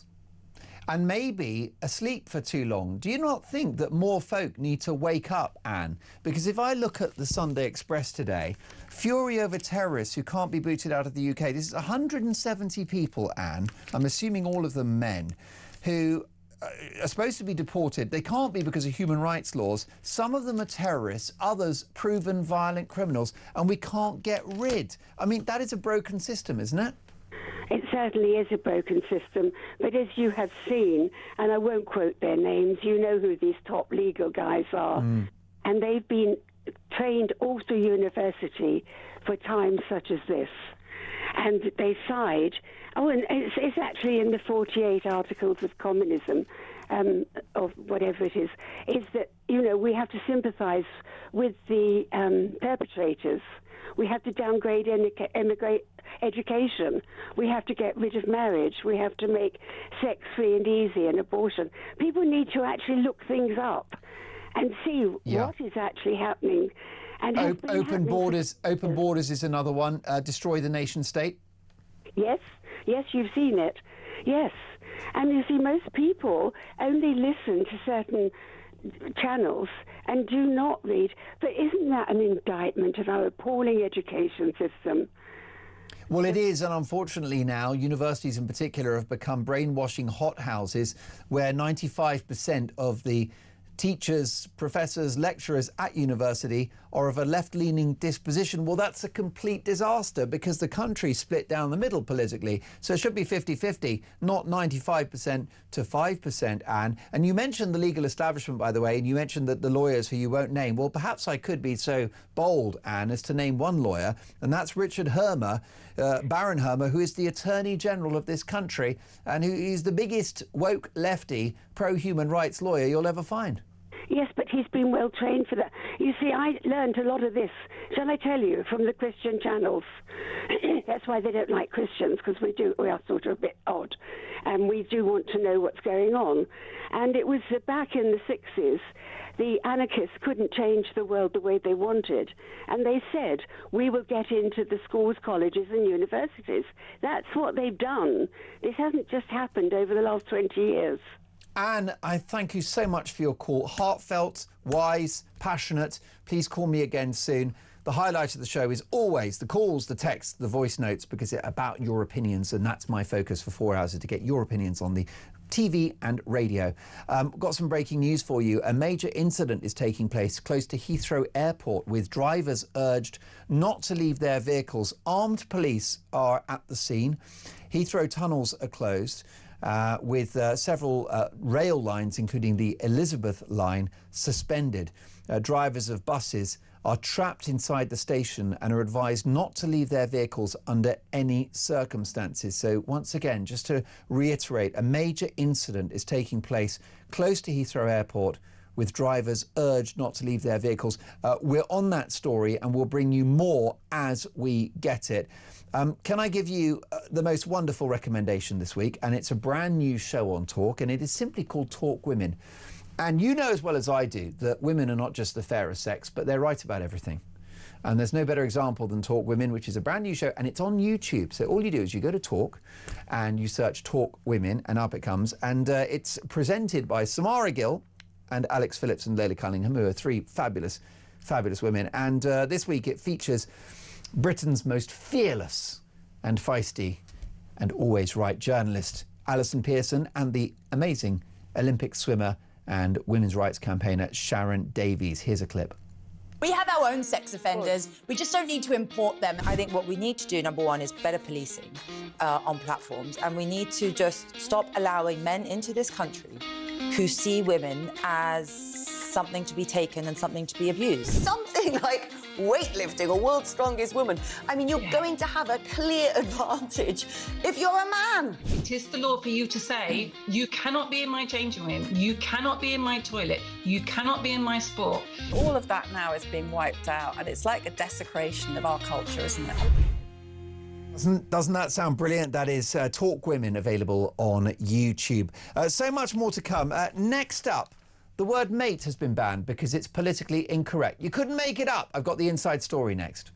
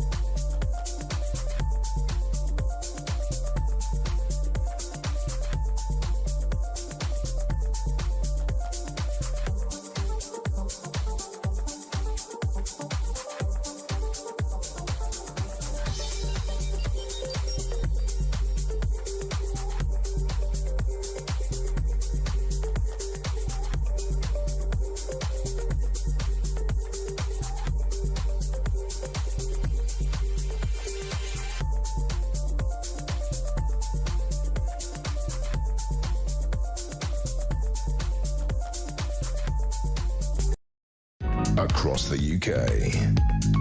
On DAB+. On YouTube. On your mobile. And on your side. This is Talk. 9:32 at Talk Breakfast. With me in the studio, legendary ex-BBC local radio star Alex Dyke, and now, of course, national radio star, TV broadcasting lot. Alex, good morning. How are you, sir? Good morning, Mark. I'm good, yeah. Listen, I mean, sometimes you need to have a bit of a laugh, don't you? And this story in the Mail is one I know you're quite hot under the collar about. Oi, mate, please stop calling me mate. So, hey, mate, word to the wise, one mate to another, stop calling people mates when they're not your mate. All right, mate? This is a very nice piece by Elizabeth Ivans. The pervasive term is almost certain to irritate the over 50s, a survey has found, and women especially. Older people are particularly irked by the pretend informality of the word when it's used in professional settings by medics or police officers where they expect more deference. What do you think, mate? Well, I think we've got to be very, very careful with this. I can remember back in the 80s working in a radio station, and the telephone went, and the head of news, a lovely lady, took the call and she put the phone down. She said, "Can you believe that man just called me darling?" And she was outraged, and this was in the 1980s, and I thought, well, I can see that you're offended by this, and I understand that. But when I picked my morning paper up this morning, the lady in the paper shop, the newsagent, said exactly the same to me. "Hello, love. Hello, darling. Do you want your paper?" And I quite like that because it's endearing. It all depends who you are. This is a survey by Boom Radio, which is a very popular radio station for the over 50s. So maybe the over 50s want to be a bit more traditional. But I went somewhere the other day and I was getting some help. It was probably in the Apple store, and I was confused over my iPhone, my iPad, and always going there. And the guy was brilliant, absolutely fantastic. However, he called me mate at the end of every sentence. And I thought, why am I getting annoyed? I just think it's because he said it too much. But another one, Mark, if I may, if we've got the time. I went to my bank the other day, a high street bank, and I went in because, once again, I was confused about something else. And the guy came over with a laptop. He had jogging bottoms on, trainers, and a kind of a fluffy T-shirt. And I was annoyed by that. I thought, if I had, like you, if I had an account at Coutts, they wear suits there. But I just was the dress down Friday. It is a drop in standards, isn't it? Yes. And I can't believe it when I sit on public transport now and no one looks like they've got a job. It's hoodies and it's T-shirts and it's zip tops. Whatever happened to the shirt and tie, well, all that went up with the pandemic, I think. But you've got your pyjama bottoms underneath that. Yes, I do. I'll be honest with you. I'm actually naked from the waist down. You're welcome. I love, people being affectionate and being called darling. A lot of women, I get called by female colleagues called babe. Thanks, babe. Yeah. I've got no problem with babe. Hello, lovely. I'll take lovely. Yeah. You know, I don't. People are so thin-skinned about all of this. Right? I mean, I'm annoyed by some of it, but I don't think we should start banning it because where's it going to end? Right, I mean, if you're lucky enough to go up to Derby, Nottingham, Leicester, Burton-on-Trent, Stoke-on-Trent, you might get called Duck. Right, and that is a term of affection, and you should be very flattered. There's a great one from the Cockneys in the capital, right, London, and my missus, we were in a street market, and she'd bought God knows what, Brussels sprouts or something, and the guy, the market trader, hands over the Brussels sprouts, and he says, "Thanks, Mum." So this is another one, just to call a lady, call her mum, right? There were no kids around, but this guy, you know, he's just like, it's a woman. A cheeky chappy. Yeah. And he's like, "Thanks, Mum." Yeah. Because as far as he's concerned, a woman is a mum. Okay, well, I mean, it's not politically correct, but I think it came from the right place. It was endearing. It's like in Tyneside, pet. I've always wanted a lady to call me pet. They never have. But I like that. You're my pets. By the way, we've got to be careful on the subject of ladies because there's another story in the paper today about portion size in women. Do you know what's going on here? Yeah. Now, I've read this story and it reminded me of... so this is... It's too funny. It's too funny, isn't it? Well, look, you Someone's read it going to out get because cancelled. it will lose something in translation. But can I just say, while you're getting ready to read it out, when you go to the maternity unit and you are so thankful to those wonderful nurses and midwives, what do? You buy them a tin of chocolates or a box of chocolates. And a lot of nurses are obese. And it's no wonder, because we, the British public, keep thanking them with chocolates. And it reminded me of this. Yeah, well, that's it. Be careful what you've got. So now there's an obesity drive, and the restaurants are being advised to give women smaller portions, 25% less. Right, because the gentleman can take more calories. That's not going to go down well, is it? It's not going to go. It's probably true. It's probably biologically true, but I don't think we should be doing that to women. I think it's a bit of a non-story, and I think it's in the Mail, and they want people to get angry, don't they? But I thought it was a bit of a non-story, but I can see the humour in it. Well, the thing is, if you deprive Mrs. Dolan of her apple crumble, well then, may God bless you and good luck. Does she have custard with that, or cream? all the trimmings. And she's not, by the way, she won't waste custard by splashing it all over the crown jewels. Did you see that story this week? Tax the rich protesters have attacked the crown jewels with apple crumble and custard as a dirty protest. Turns out these activists are woke middle-class people. Who knew? Well, I suppose if it's apple pie or apple crumble, it would be. If it was orange paint, it might be someone else, mightn't it? But they don't exist anymore. Yeah, I mean, this sort of tax the rich stuff. I mean, we do have a tax system in which those that earn more pay more money in taxes. The left don't seem to have got that memo. No. This demonisation of wealth creators, it doesn't end well, does it, for the country? Well, it doesn't, because we need wealth, don't we? Because these people, these wealthy people, these millionaires, these multi-millionaires, these billionaires, are the employers of the people who are the backbone of Britain. Yeah. If they all flood the country, they are not paying taxes to help Britain, and they're not here to give people jobs in a lot of cases. No, you're so right about that. By the way, lots of messages coming in across a variety of stories. There's some kind of incident at Heathrow Airport. We don't have the details, but got this from Dave. Good morning, Mark. I'm sorry, what the hell is going on in this country? Shocking news coming out of Heathrow. We're just back from a Christmas market in Poland. No armed or unarmed police, no crash barriers, no stop vehicle attacks. I wonder why that is. Dave, thank you for that and welcome home. Tim says the term mate is fine. It's mush I don't like. Wow. And Maureen on the Wirral says, hi, Mark, I can't stand mate, along with the American buddy. Tony in Southampton, with reference to the word darling, Charlie Drake would be in trouble. His catchphrase was, hello, my darlings. The problem you've got with mate as well is that sometimes it's actually putting someone in their place and making them lower than you, isn't it?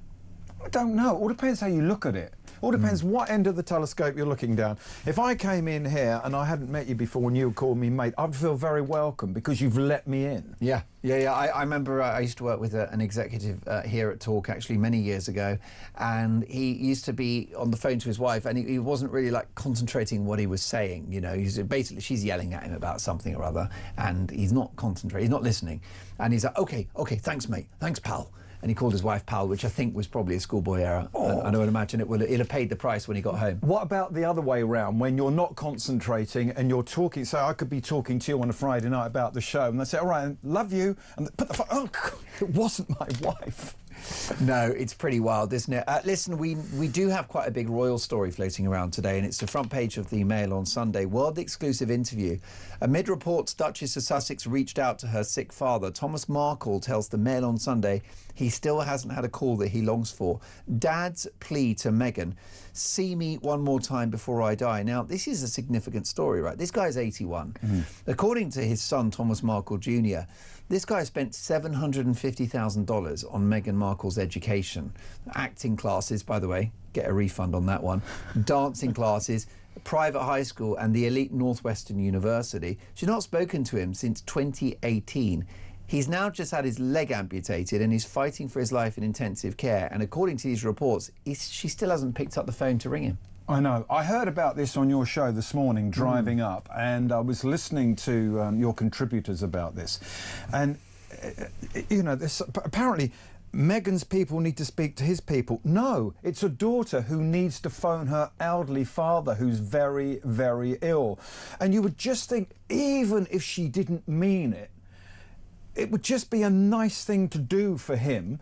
And also, it's going to make her look better to the great British public and her audience around the world. And it's like Harry and Meghan the splits in their family, there's one common denominator, and it's that girl. And if she can't read the room at this level, there's no hope for her and Harry. Well, yes, I mean, she's not a popular figure at the best of times, is she? Either here or even in the United States, where I think she's close to, like, negative polling now. These headlines are going to make it far worse, because you've got, she's plugging her TV show, With Love, Meghan, which is all about getting the family together for Christmas. Well, poor old Thomas, he's not going to be there at Christmas, is he? He's not even met Harry, has he? No, he's not met Harry. He's only spoken on the phone to Harry, and he's not met his grandchildren. His dying wish is to meet the grandkids.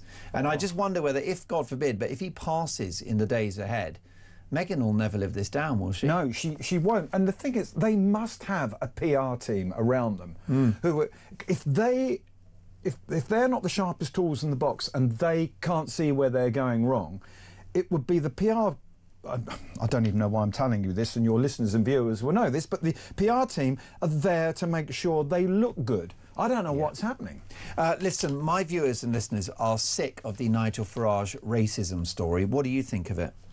Well, one good thing came out of that story, and that was that smug, pious BBC reporter asking him the question at that press release the other day, and he put the BBC back in their box in Trump style, I thought. I liked the way that I heard.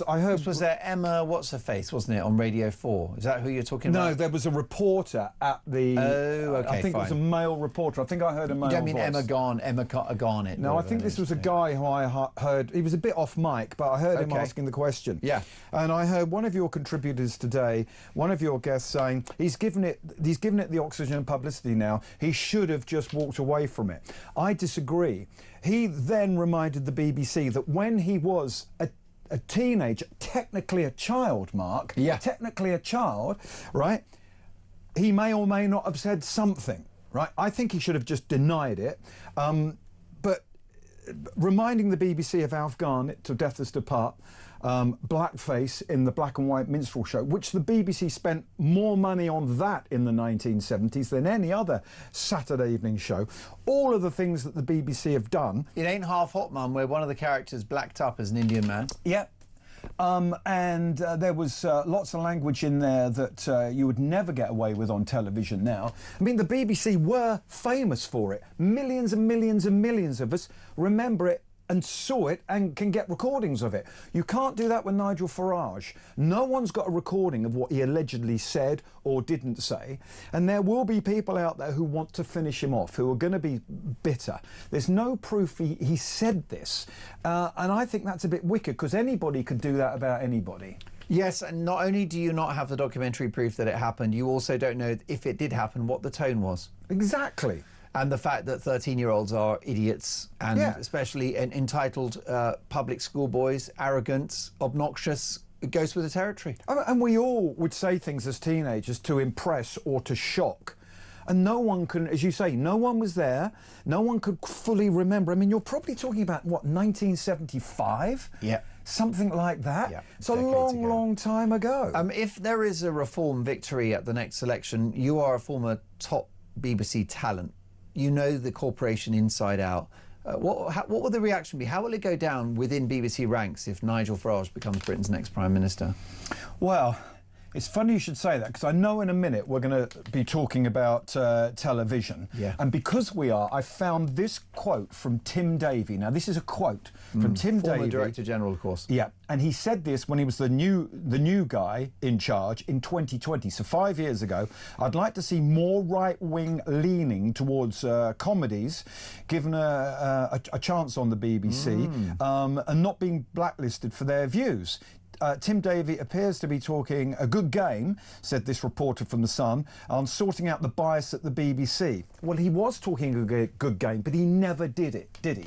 He never did it. And I think, with the greatest respect to all of my colleagues at the BBC, there are a lot of people who leave school, they go to university, and they go straight into the BBC, and they lean left. And a lot of the time, I don't even think they realise how left they are because they've not been plumbers and bricklayers and worked in soup kitchens and been diller ladies and all those kind of people. They don't get it. They're like politicians. Most of them don't live in the real world. And if Reform win, then those offices, you know, BBC News departments, local radio, it's going to be like a wake, isn't it? It'll be like a funeral for them. I would imagine so. And it's going to go. I mean, we've seen what Trump's doing with the media. If Nigel gets in and the BBC have hacked him off so much, he's going to have his claws out because that's just human nature. Fantastic stuff. Very interesting. 9:47. More on this next.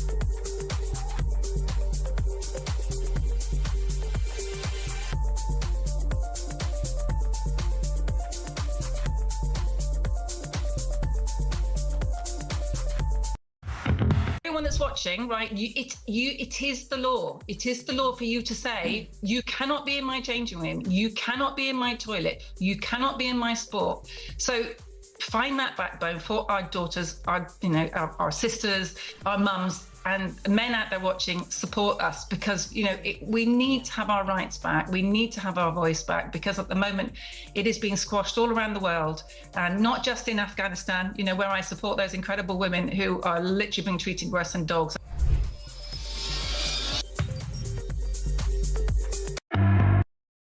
Across the UK, on DAB+, on YouTube, on your mobile, and on your side. This is Talk. At 9:49, and a lot of over 50s don't like the term mate or hello mate. Well, Stephen Beckenham says, hi Mark, I'm fine with mate. It's matey that I hate. It sounds so patronising. Steve, you're right about that. Alison in Kent, hi Mark, I object to hi guys, particularly when it's mixed company. And JB says, go to Barnsley, mate, where blokes call blokes love. See, it's an education for me, isn't it? With me in the studio is former local radio legend from the BBC and elsewhere, Alex Dyke. Alex, so good to have you in the studio. I'm a celebrity. It's the final tonight. Is anyone going to be watching? Well, there will be a few people watching. The terrestrial viewers are down, because it is dying off. I hate that term linear TV. They always used to use that in meetings. What does it mean?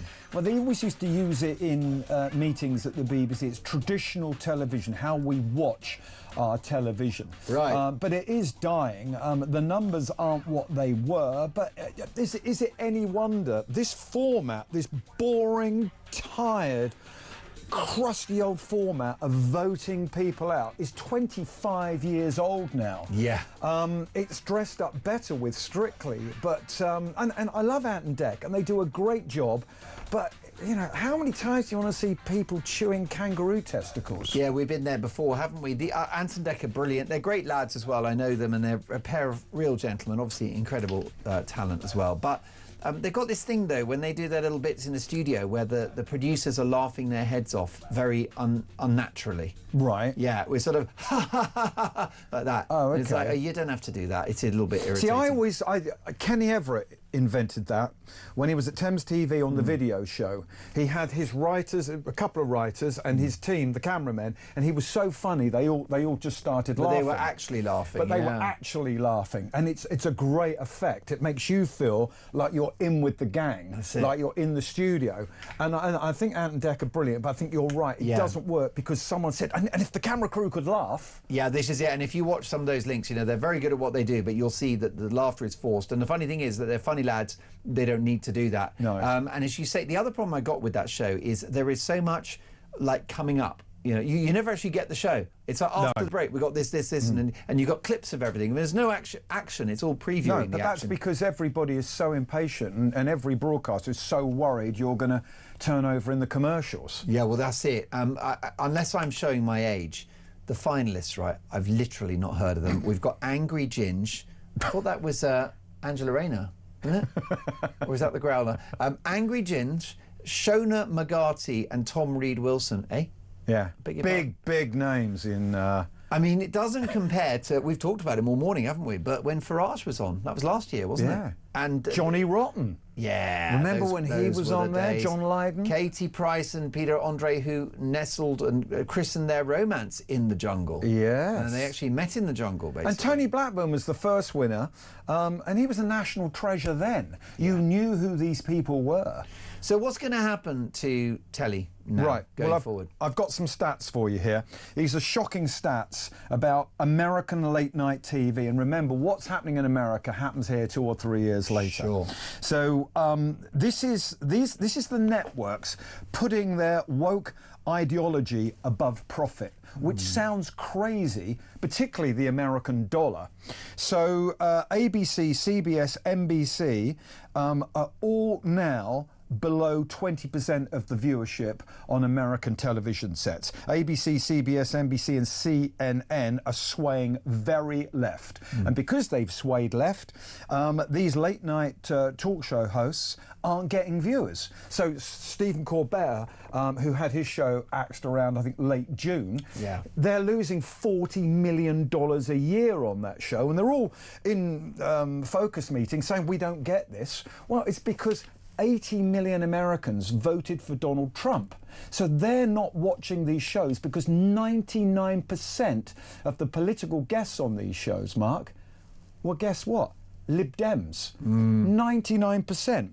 So in this information which has come out, where they did loads of research on the American talk shows, there were 525 guests, 511 of them were Democrats.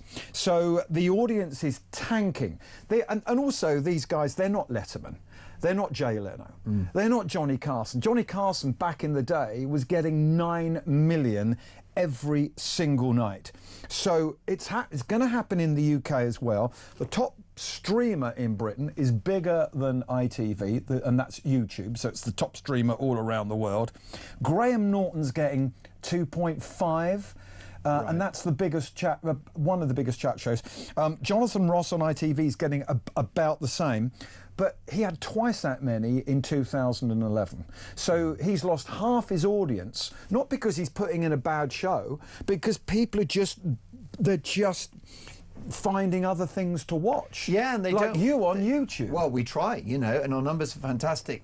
People don't want to sit there and watch some incredibly sort of public relations sort of diatribe from some celebrity. You know, I mean, very careful what they say on a chat show, and don't get in trouble or anything. It's all very vanilla. It's very boring. And yet you go online, if you watch a podcast like Joe Rogan or something, you get the real thing. Or talk as well, where you get the real unfiltered truth. Yeah, and as I've said before, and I'm a typical viewer, it's not just because I come in here. I get in at night.